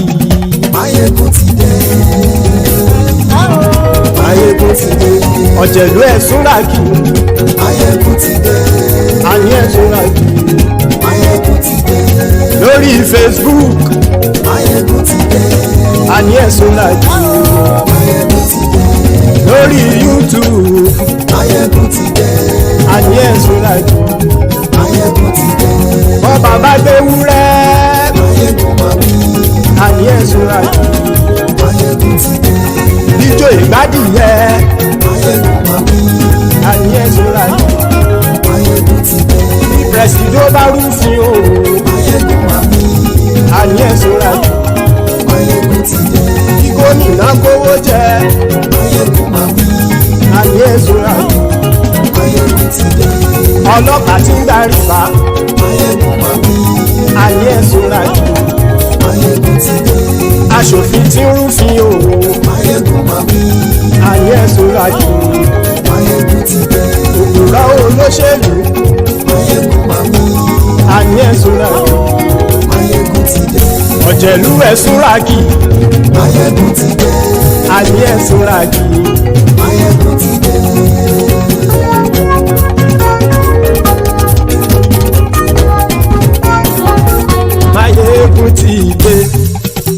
gbogbo ọ̀jẹ̀lú ẹ̀ súnra kì. Maiyegun ti dé gbogbo ọ̀jẹ̀lú ẹ̀ súnra kì. Ṣùgbọ́n ní bá ti ṣe èyí tó yẹ kí wọ́n ṣe ọmọ bá dèrò ní fi wọ́n níran o. Maiyegun ti dé gbogbo ọ̀jẹ̀lú ẹ̀ súnra kì. Maiyegun ti dé gbogbo ọ̀jẹ̀lú ẹ̀ súnra kì. Ṣùgbọ́n ní bá ti ṣe èyí tó yẹ kí wọ́n ṣe ọmọ bá dèrò ní fi wọ́n níran. Wọ́n fowó bẹ́ẹ̀ o Maiyegun ó sọ pé wọ́n ò fẹ́ bẹ̀. Wọ́n fowó bẹ́ẹ̀ Maiyegun ó sọ pé wọ́n ò fẹ́ bẹ̀. Oníkanṣá ti ṣe èyí tó yẹ kí wọ́n ṣe fáwọn ará ìlú tó gbé wọn débẹ̀ o. Maiyegun ti dé gbogbo ọ̀jẹ̀lú ẹ̀ súnra kì. Maiyegun ti dé gbogbo ọ̀jẹ̀lú ẹ̀ súnra kì. Ṣùgbọ́n ní bá ti ṣe yìí tó yẹ kí wọ́n ṣe ọmọ bá dẹ́rọ̀ ò ní fi wọ́n níran. Kì máa yí ṣe eré ọ̀rọ̀ yìí kì í ṣe ẹ̀fẹ̀. Kì máa yí ṣe eré ọ̀rọ̀ yìí kì í ṣe ẹ̀fẹ̀. Ẹni bá ti lè lẹ́bọ̀ lẹ́rù o ọmọ bá dèrò kàṣàyè tú wọn síta. Maiyegun ti dé gbogbo ọ̀jẹ̀lú ẹ̀ súnra kì. Maiyegun ti dé gbogbo ọ̀jẹ̀lú ẹ̀ súnra kì. Ṣùgbọ́n ní bá ti ṣe yìí tó yẹ kí wọ́n ṣe ọmọ bá dẹ́rọ̀ ò ní fi wọ́n níran. Tẹnitẹni ọmọ Maiyegun ọ̀rẹ́ ara ìlú mọ̀mọ́ ni mo fọlọ́run ṣọ́ ẹ̀ bá kìlẹ́bù. Lóòótọ́ olódodo ìlú ọ̀tá ìlú mọ̀mọ́ ni ìwọ ṣá máa ń ṣọ́ra kò sì mọ́ bẹ̀rù. Bọ́tà ń lè rí bóníṣègùn lé káwọn mọ̀mọ́ fi ṣera wọn ni ó ti dẹrùn tí wọn ò gbọ́dọ̀ sè mọ́bẹ̀. Èèpo ọ̀bọ lọmọ bá dérò tàjẹ́ ò gbọ́dọ̀ jẹ́ ó ti dọba lórí àbínú ẹni kò sì mọ́ bùyà.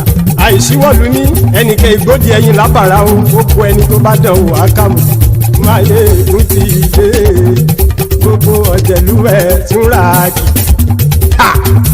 Maiyegun ti dé gbogbo ọ̀jẹ̀lú ẹ̀ túnra kì o. Ẹni bá ti ṣe yìí tó yẹ kí wọ́n ṣe ọmọ bá dèrò òní fi wọ́n níran o. Maiyegun ti dé gbogbo ọ̀jẹ̀lú ẹ̀ súnra kì. Maiyegun ti dé gbogbo ọ̀jẹ̀lú ẹ̀ súnra kì. Ṣùgbọ́n ní bá ti ṣe yìí tó yẹ kí wọ́n ṣe ọmọ bá dẹ́rọ̀ ò ní fi wọ́n níran.